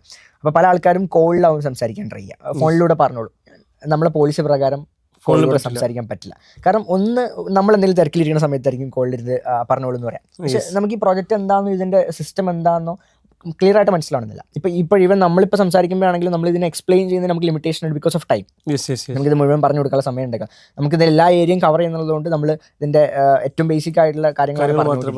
അപ്പോൾ ഇതിനെക്കുറിച്ച് ഡീറ്റെയിൽ ആയിട്ട് മനസ്സിലാക്കിയിട്ട് ഇവർ ഇൻവെസ്റ്റ് ചെയ്യുകയാണെന്നുണ്ടെങ്കിൽ തന്നെ നമ്മൾ എങ്ങനെയാണ് ആ ഇൻവെസ്റ്റ്മെൻറ്റ് ക്യാപിറ്റൽ മാനേജ് ചെയ്യുന്നത്, എന്തിലോട്ടൊക്കെയാണ് അലോക്കേറ്റ് ചെയ്യുന്നത്, നമ്മൾ നേരത്തെ പറഞ്ഞ നമ്മൾ എന്ത് പ്രൊജക്റ്റാണ്, നമ്മുടെ പ്രോസസ്സ് എന്താണ്, നമ്മുടെ പൊട്ടൻഷ്യൽ എത്രത്തോളം ഉണ്ട്, നമ്മളതിൽ നിന്ന് എങ്ങനെ പ്രോഫിറ്റ്സ് ഉണ്ടാക്കുന്നു, ഇവർക്ക് നമ്മളെ കൂടെ പാർട്ട്ണർ ചെയ്യുന്നതിലൂടെ നമ്മൾ ആ ക്യാപിറ്റൽ എന്തിലോട്ടൊക്കെയാണ് അലോക്കേറ്റ് ചെയ്യുന്നത്, അപ്പോൾ ഇവർക്ക് എങ്ങനെയാണ് അതിൻ്റെ ബെനിഫിറ്റ്സ് വരുന്നത്, ഇവരുടെ സെക്യൂരിറ്റി ടേംസ് എന്താണ്, എഗ്രിമെൻറ്റ്സും കാര്യങ്ങൾ എങ്ങനെയാണ്, നമുക്ക് സ്റ്റാമ്പ് പേപ്പർ എഗ്രിമെൻറ്റ്സും നോട്ടറി എഗ്രിമെൻറ്റ്സും കാര്യങ്ങളൊക്കെ വരുന്നുണ്ട്. അതുപോലെ തന്നെ ഇവർ ഹോൾഡ് ചെയ്യുന്ന ഷെയർസ്, അതിൻ്റെ അണ്ടറിലായിരിക്കും നമ്മുടെ എല്ലാ കമ്പനീസും അതുപോലെ തന്നെ നമ്മുടെ ഫ്യൂച്ചർ പ്രൊജക്ട്സുകളും അസറ്റ്സുകളൊക്കെ വരിക. അതുപോലെ ഇവരുടെ എക്സിറ്റ് എന്താണ്, ഇവർക്ക് ഒരു ഫണ്ട് റിക്വയർമെൻറ്റ് വന്നു കഴിഞ്ഞാൽ ഇതിനെ ലിക്വിഡേറ്റ് ചെയ്യാനുള്ള സാഹചര്യം എങ്ങനെയാണ്, അതിൻ്റെ ബൈബാക്ക് എങ്ങനെയാണ് നമ്മൾ ഗ്യാരണ്ടി ചെയ്യുന്നത്, അതിൻ്റെ കാര്യങ്ങൾ എങ്ങനെയൊക്കെയാണ്, അതുപോലെ തന്നെ ഇതിൻ്റെ പ്രോഗ്രസ് കറൻറ്റ് സിനാരിയോ എന്താണ്, നെക്സ്റ്റ് ഏറ്റവും അടുത്ത പ്രൊജക്ട്സ് എന്തൊക്കെയാണ് വരാൻ പോകുന്നത്, ഇതിനെക്കുറിച്ചൊക്കെ മനസ്സിലാക്കി ഇതിൻ്റെ പ്രൊസീജിയറൊക്കെ ക്ലിയർ ആയിട്ട് വേറൊരാൾക്ക് പറഞ്ഞു കൊടുക്കാൻ പറ്റുന്ന നോളജെങ്കിലും നമുക്ക് ഉണ്ടാവും. അറ്റ്ലീസ്റ്റ് നമ്മളെടുത്ത ഒരാൾ വന്ന് ചോദിക്കുകയാണ് നിങ്ങൾ എന്തോ ഒരു ഇൻവെസ്റ്റ്മെൻറ്റ് ചെയ്തില്ലേ, എന്തിലാണ് ഇൻവെസ്റ്റ് ചെയ്ത് വെച്ചാൽ അതെന്തോ ആ ഒരു പരിപാടി നമുക്ക് പറ്റില്ല. അവർ കൃത്യമായിട്ട് ബോധ്യപ്പെടാൻ ശേഷമാണ് ആ ക്ലാരിറ്റി കിട്ടി എന്നുള്ളത് ഉറപ്പ് വരുത്തിയിട്ട് മാത്രമേ നമ്മളെ ഇൻവെസ്റ്റ്മെന്റ് സ്വീകരിക്കുള്ളൂ. അതാണ് നമ്മളെ ഒരു അതങ്ങനെ എളുപ്പമാണ്. കാരണം അങ്ങനെ ഒരു കൾച്ചർ നമുക്ക് കീപ്പ് ചെയ്ത് പോകുന്നതുകൊണ്ട് നമുക്ക് ഇങ്ങനത്തെ ചില കാര്യങ്ങൾ ഇതിലുള്ള സംഭവം എന്ന് പറഞ്ഞാൽ ഇതിന് ടൈം എടുക്കും. പല ആൾക്കാരും ഇതിന് ഷോർട്ട് കട്ട്സും കുറുക്കുകളും കാണാൻ നോക്കും. ഇപ്പോൾ നാട്ടിൽ നിന്ന് സത്യം പറഞ്ഞാൽ ഇപ്പോൾ നമ്മൾ സംസാരിച്ച പോലെ തന്നെ എന്തെങ്കിലും ഒരു ഇൻവെസ്റ്റ്മെന്റ് ഓഫർ ചെയ്തിട്ടോ അല്ലെങ്കിൽ ഒരു സെയിൽസ് ഉണ്ടെങ്കിൽ എത്ര വേണമെങ്കിലും പൈസ എടുക്കാൻ പറ്റും. പക്ഷേ നമ്മളെ സംബന്ധിച്ചിടത്തോളം നമുക്ക് ആ എത്തിക്സും ആ ഒരു ഇന്റൻഷനും ആ ഒരു പ്രോസസ്സും അപ്പോൾ എങ്ങനെങ്കിലും ലക്ഷ്യത്തിൽ എത്തുക എന്നുള്ളതല്ലല്ലോ, നല്ല മാർഗത്തിലൂടെ എത്തുക എന്നുള്ളതും നമ്മളെ പ്രിൻസിപ്പളായിട്ട് നമ്മൾ വെക്കുന്നതുകൊണ്ടും ആ ഒരു കോർ വാല്യൂസ് കീപ്പ് ചെയ്യുന്നതുകൊണ്ടും maybe it's takes time, slow ആവുമായിരിക്കാം, പക്ഷേ അതുകൊണ്ട് നമുക്ക് ഒരുപാട് ലേണിംഗ് ഉണ്ടാവുള്ളൂ. ഞാൻ അങ്ങനെ വിശ്വസിക്കുന്ന ഒരാളാണ്. അപ്പോൾ അങ്ങനെ പ്രോസസ്സിൽ നമുക്ക് ചെറിയൊരു സ്ലോ ഗ്രോത്ത് ആണെങ്കിലും നമ്മൾ ആ ഒരു ക്ലിയർ ഗ്രോത്തിൽ പോകാൻ പറ്റും, സമാധാനം ഉണ്ടാവും. അൾട്ടിമേറ്റ്ലി നമ്മളായാലും എല്ലാവരും സമാധാനത്തിന് വേണ്ടിയിട്ടാണല്ലോ. പൈസ ഉണ്ടാക്കുക എന്ന് പറഞ്ഞാൽ മനുഷ്യനെ സംബന്ധിച്ചിടത്തോളം പൈസ എന്ന് പറയുന്ന സംഭവമാണ് സമാധാനം തരുന്നതും സമാധാനം കളയുന്നതും. അപ്പം അത് അവെയർ ആയിരിക്കുക എന്നുള്ളതാണ്. അപ്പം ഒരു ഓൺട്രപ്രണർ എസ്പെഷ്യലി ഇപ്പം ഓൺട്രപ്രണർഷിപ്പിലൊക്കെ വരുന്ന ഒരുപാട് ആളുകളുണ്ടാവും. ഇപ്പോൾ സ്റ്റാർട്ടപ്പ് ഫൗണ്ടേഴ്സ് ഒക്കെ ഉണ്ടാവും. ഇപ്പം ഷിബിലിൻ്റെ ഒക്കെ ഒരു മാഷാ അല്ലാഹ് ഒരു 24 years അല്ലേ? 23. കഴിഞ്ഞിട്ടില്ലല്ലോ? കല്യാണം കഴിഞ്ഞല്ലേ? മാഷാ അല്ലാഹ്. അപ്പം 23 year ഒരു വലിയൊരു ഗ്രോത്ത് ആണ് കാണുന്നത്. അപ്പം ഇതിലേക്കൊക്കെ സ്റ്റാർട്ടപ്പിലേക്കൊക്കെ അല്ലെങ്കിൽ ഈ ഒരു ഇക്കോസിസ്റ്റത്തിലൊക്കെ കാലെടുത്ത് വെക്കണം എന്ന് ആഗ്രഹിക്കുന്നവരോട് എന്താണ് പറയുന്നത്? ഫസ്റ്റ് ഓഫ് ഓൾ ഞാൻ നേരത്തെ പറഞ്ഞ പോയിന്റാണ്. കാരണം ഇപ്പോൾ സ്റ്റുഡൻസ് ഇപ്പം ഞാൻ 2 കേസ് പറയാം. ഇപ്പോൾ പേഴ്സണൽ എക്സ്പീരിയൻസിൽ പറയുകയാണെങ്കിൽ ഞാൻ ഇപ്പോൾ റീസെൻ്റ് ആയിട്ട് ടെഡെക്സിൽ സംസാരിച്ച സമയത്ത് അതിനെക്കുറിച്ച് പറഞ്ഞിട്ടുണ്ടായി. ഇപ്പം നമ്മൾ ഈ പറയുന്ന പോലെ തന്നെ ഇപ്പോൾ എൻ്റെ അടക്കമുള്ള നമ്മളടക്കമുള്ള ഓൺടർപ്രണേഴ്സ് ആൻഡ് ബിസിനസ് ഓണേഴ്സ് ആയിട്ടുള്ള ആൾക്കാർ നമ്മളെ കോണ്ടന്റുകളും നമ്മളെ ലൈഫ് സ്റ്റൈലും നമ്മൾ എപ്പോഴും ലൈവായിട്ട് ഇരിക്കുന്നതുകൊണ്ട് തന്നെ നമ്മൾ പബ്ലിക്കലി അവൈലബിൾ ആയതുകൊണ്ട് തന്നെ ഡൊമൈനിൽ എല്ലാവരും ഇത് കാണാം. അപ്പോൾ നമ്മൾ ഓരോ ഇവൻറ്റ്സിൽ അറ്റൻഡ് ചെയ്യുന്നു, നമുക്കൊരു അച്ചീവ്മെൻറ്റ്സ് കിട്ടുന്നു. അപ്പോൾ ഇതൊക്കെ കാണുന്ന സമയത്ത് സ്വാഭാവികമായിട്ടും ഇതിനോടൊരു താല്പര്യം തോന്നിയിട്ട് ആ ഒരു മോട്ടിവേഷൻ്റെ പുറത്ത് തുടങ്ങുന്നവരുണ്ടാവും. നല്ല കാര്യം തന്നെയാണ്. പക്ഷേ ആ ഒരു മോട്ടിവേഷൻ മാത്രമാവരുത് നിങ്ങളുടെ തുടങ്ങാനുള്ള റീസൺ. കാരണം നമ്മൾ ഇതിൻ്റെ പിന്നിൽ ഒരുപാട് എഫേർട്ട് ഇടുന്നുണ്ട്, ഒരുപാട് സ്ട്രഗിൾസ് ഉണ്ട്. അതിൽ ഞാൻ വളരെ കുറഞ്ഞ 2 എക്സ്പീരിയൻസുകൾ പറയാം. ഒന്ന്, ഇപ്പോൾ ഏറ്റവും റീസെൻ്റ് ആയിട്ട് ഒരു പയ്യൻ എൻ്റെ അടുത്ത് വന്നിട്ട് +2 പഠിക്കുന്ന ഒരു പയ്യനാണ്, +2 കഴിഞ്ഞേ ഉള്ളൂ, ഒരു സ്റ്റാർട്ടപ്പ് തുടങ്ങിയിട്ടുണ്ട്, ഓൺടർപ്രണർ ആണെന്നൊക്കെ പറഞ്ഞു. അപ്പോൾ എനിക്ക് ഭയങ്കര സന്തോഷം തോന്നി, ചെറിയ പയ്യൻ ഇങ്ങനെ തുടങ്ങിയല്ലോ. കാരണം എനിക്ക് ഇന്നെ തന്നെ കാണാൻ പറ്റുന്നൊക്കെ ഉള്ളൊരു രീതിയിലാണ്. അപ്പോൾ ഞാൻ ഭയങ്കരമായിട്ട് ഉഷാറായി, അടിപൊളി, എന്താണ് പരിപാടി എന്നൊക്കെ ചോദിച്ചു. അപ്പോൾ കുറച്ച് സംസാരിച്ചപ്പോൾ മനസ്സിലായി അവനക്കൊരു ക്ലാരിറ്റി ഇല്ല എന്നുള്ളത്. എന്തെങ്കിലും തുടങ്ങാമെന്നുള്ള ഇത് തുടങ്ങിയതാണെന്ന് എനിക്ക് മനസ്സിലായി. അപ്പോൾ ഞാൻ അവൻ്റെ അടുത്ത് പറഞ്ഞു, ലൈക്ക് ഇതെന്തായാലും നീ ഒന്ന് തുടങ്ങിയതല്ലേ, സ്ട്രക്ചറാക്ക്, പ്രോപ്പറായിട്ടുള്ളൊരു സിസ്റ്റം ആക്ക്, ഇതിൽ എന്താണ് നീ പ്രൊവൈഡ് ചെയ്യുന്നുള്ള പ്രൊഡക്റ്റൊക്കെ ക്ലിയർ ആക്കുക, അതിനോട് സിസ്റ്റം ബിൽഡ് ചെയ്യും, ഇതൊന്ന് അറ്റ്ലീസ്റ്റ് ഡോക്യുമെൻറ്റ് ചെയ്യും, എന്നിട്ട് വായോ എന്തെങ്കിലും ഹെൽപ്പൊക്കെ വേണമെങ്കിൽ നമുക്ക് ചെയ്യാമെന്നൊക്കെ പറഞ്ഞിട്ട് നിൽക്കുന്ന സമയത്ത് അവൻ അടുത്ത പോയിന്റ് പറയുന്നത്, ഞാൻ എന്തായാലും ഇനിയിപ്പോൾ ഫുള്ള് ഇതുമ്പോൾ തന്നെയാണ്. അപ്പോൾ ഞാൻ ചോദിച്ചാൽ പിന്നെ അപ്പോൾ പഠിത്തം കാര്യങ്ങൾ, ഞാൻ ഡിഗ്രിക്കൊന്നും ഇനി പോണില്ല എന്ന് പറഞ്ഞു. അപ്പോൾ ഞാൻ പിടിച്ചിരുത്തി, ഇവിടെ നിൽക്ക് പറയും എന്താണ് പ്ലാൻ എന്ന് ചോദിച്ചു. അപ്പം പറഞ്ഞു, എനിക്ക് 3 വർഷം 4 വർഷമൊന്നും അങ്ങനെ വേസ്റ്റ് ചെയ്യാൻ താല്പര്യമില്ല, എന്തിനിപ്പോൾ നമ്മളെ എഡ്യൂക്കേഷൻ സിസ്റ്റം അങ്ങനെയല്ലേ ഇങ്ങനെയല്ലേ.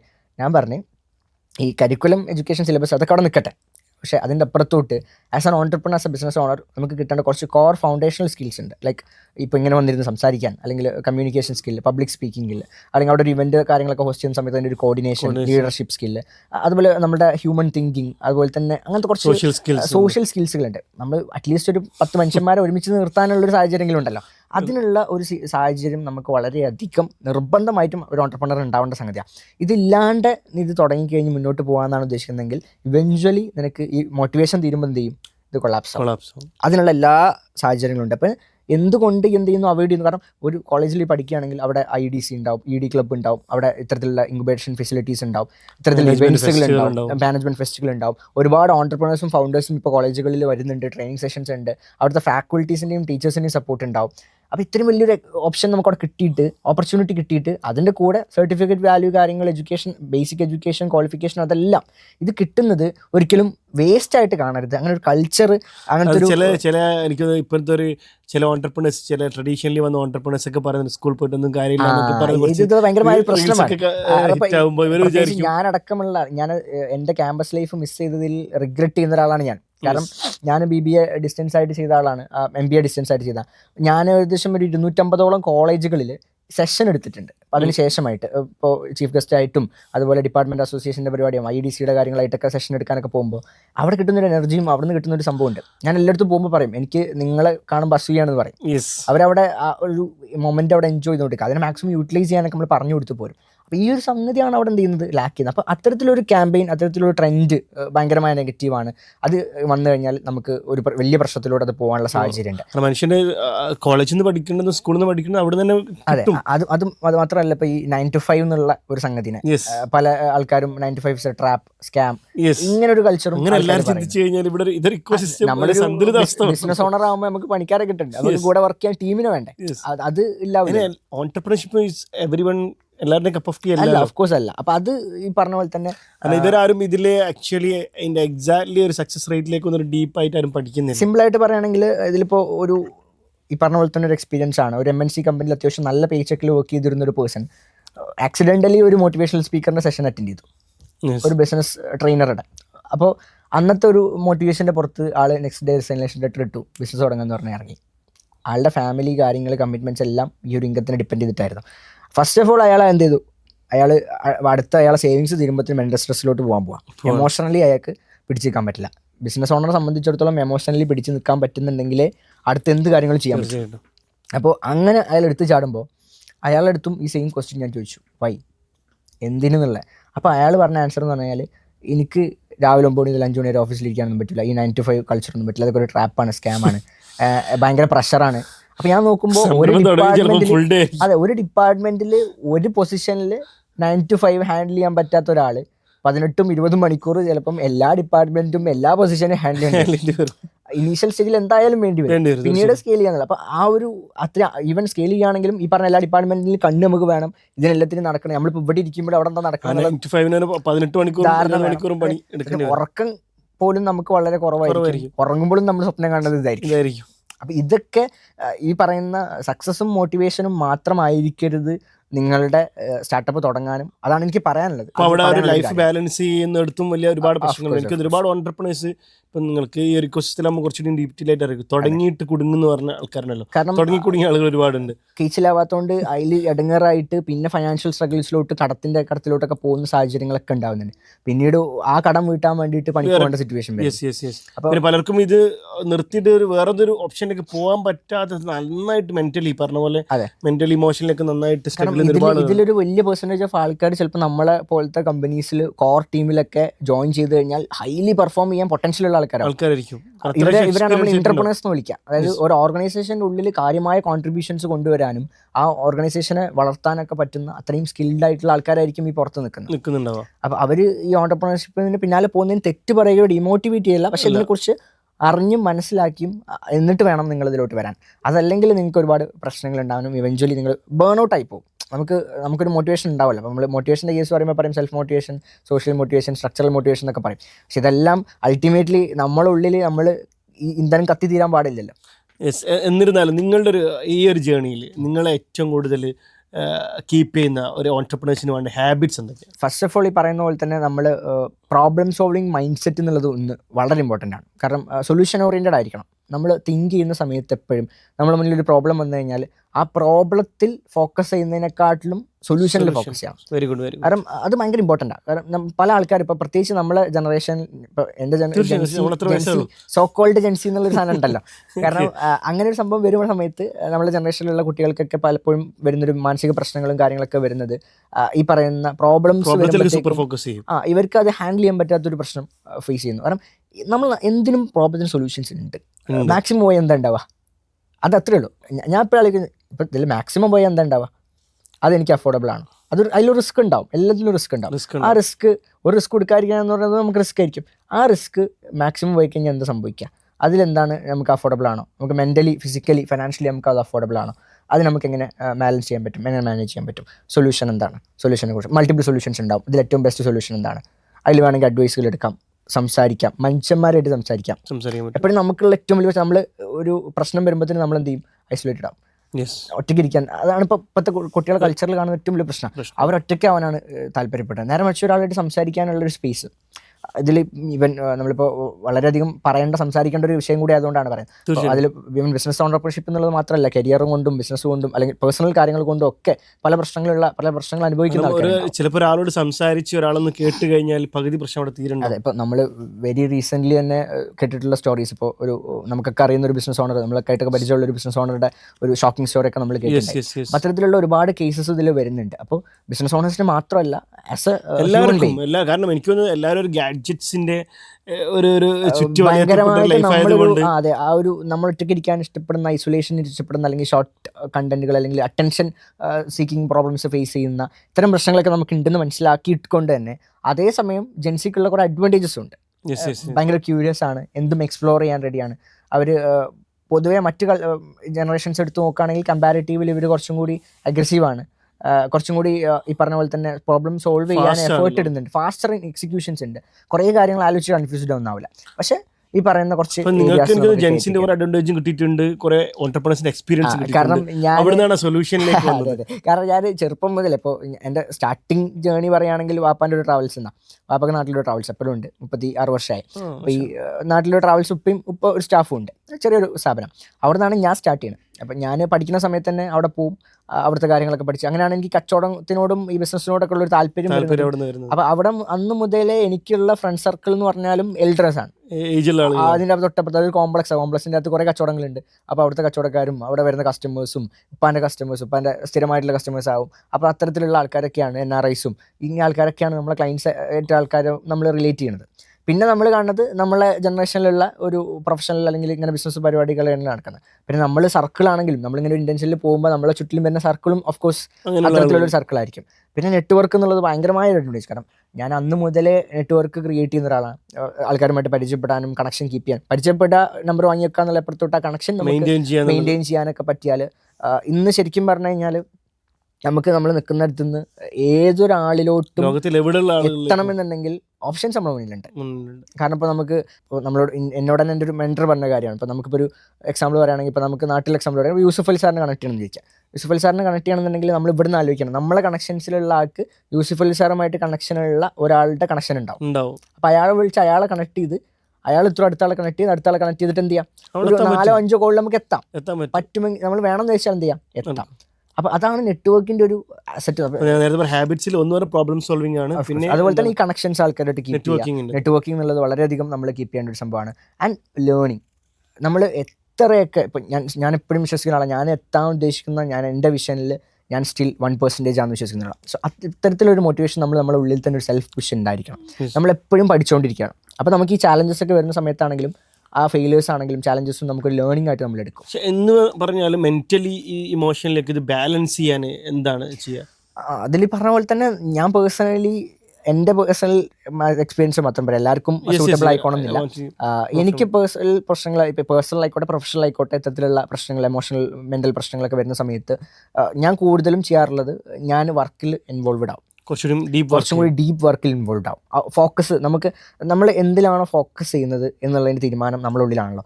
അത് നമ്മൾ ഡിസ്ട്രാക്ഷൻസിലേക്ക് പോകുന്നതിന് പകരം നമ്മളുടെ പ്രൊഡക്ടിവിറ്റി, ക്രിയേറ്റിവിറ്റി നമുക്ക് കൊണ്ടുവരാൻ പറ്റുന്ന ഏരിയാസിൽ ഡീപ്പ് വർക്കിൽ ഫോക്കസ് ചെയ്ത് കഴിഞ്ഞാൽ നമ്മളെ തന്നെ ബിസിയർ ആക്കി കഴിഞ്ഞാൽ കുറേയൊക്കെ പ്രശ്നങ്ങൾ നമുക്ക് ഒഴിവാക്കാം. അത് ഭയങ്കരമായ ഇനിയിപ്പോൾ നമുക്ക് അത്ര നിർബന്ധമാണ്, നമുക്ക് കുറച്ച് ടെൻഷൻ അടിക്കണം എന്നുണ്ടെങ്കിൽ നമ്മൾ ടൈം വെച്ച് ടെൻഷൻ അടിച്ചിട്ട് അടുത്ത് അത് ഭയങ്കരമായിട്ട് എനിക്ക് ഭയങ്കരമായിട്ട് ഈ പറഞ്ഞ പോലെ. കാരണം യങ്ങാണ്, ഫാമിലി ഉണ്ട്, അതുപോലെ തന്നെ ഫ്രണ്ട്സ് ഉണ്ട്, വൈഫുണ്ട്, അതുപോലെ തന്നെ നമ്മളെ ബിസിനസ് ഉണ്ട്. ബിസിനസ്സിൽ തന്നെ മൾട്ടിപ്പിൾ ബിസിനസ് ഉണ്ട്, മൾട്ടിപ്പിൾ ഇൻഡസ്ട്രി ഉണ്ട്. അതെ, മൾട്ടിപ്പിൾ ഇൻഡസ്ട്രി ഉണ്ട്. പിന്നെ ഈ പറഞ്ഞ പോലെ തന്നെ ട്രാവലിംഗ് ഉണ്ടാവും, ഇങ്ങനെ പല പ്രശ്നങ്ങളുണ്ടാവും, ഇവൻറ്റ്സ് ഉണ്ടാവും, എല്ലായിടത്തും പോയി സംസാരിക്കണം. അപ്പോൾ നമുക്കിപ്പോൾ ഈവൻ സിമ്പിളായിട്ട് പറഞ്ഞൊരു ബിസിനസ് ഓണറെ സംബന്ധിച്ചിടത്തോളം, ഒരു ഓൺടർപ്രണറെ സംബന്ധിച്ചിടത്തോളം ഓഫീസിലോട്ട് കയറി ചെല്ലുമ്പോൾ, അല്ലെങ്കിൽ നമ്മൾ പുറത്തേക്ക് ഇറങ്ങുമ്പോൾ, അല്ലെങ്കിൽ നമ്മളിങ്ങനെ ഒരു വേദിയിൽ പോയി ഇരിക്കുമ്പോൾ, ഇങ്ങനെ സംസാരിക്കാൻ പോകുമ്പോൾ നമ്മൾ ഈ ഫേസിൽ ഇരിക്കണം. എനർജി കീപ്പ് ചെയ്യണം, നമ്മൾ ആ ഹാപ്പിനെസ് പുറത്ത് കാണിക്കാൻ നമുക്ക് പറ്റണം. ഈവൻ ദോ നമ്മുടെ ഉള്ളിൽ ചിലപ്പം ഒരുപാട് പ്രശ്നങ്ങൾ നടക്കുന്നുണ്ടാവും, പക്ഷെ അത് അവിടെ വരാൻ പറ്റില്ല. അതിൻ്റെ അകത്ത് കയറി കഴിഞ്ഞാൽ, ഓഫീസിനുള്ളിൽ കയറി കഴിഞ്ഞാൽ നമ്മൾ ടെൻഷൻ അടിച്ചിരുന്നാൽ നമ്മുടെ ടീമിനെ അത് ബാധിക്കും. നമ്മളൊരു ഇവന്റിന് പോയി കഴിഞ്ഞാൽ അവിടെ ആൾക്കാരെ അത് ബാധിക്കും. സോ നമ്മളെ കൊടുക്കേണ്ട കോൺട്രിബ്യൂഷൻ, നമ്മളുടെ എനർജി നമ്മൾ ആ ലീഡ് ചെയ്യുമ്പോൾ നമ്മളത് അവിടെ കൊടുക്കാൻ പറ്റണം.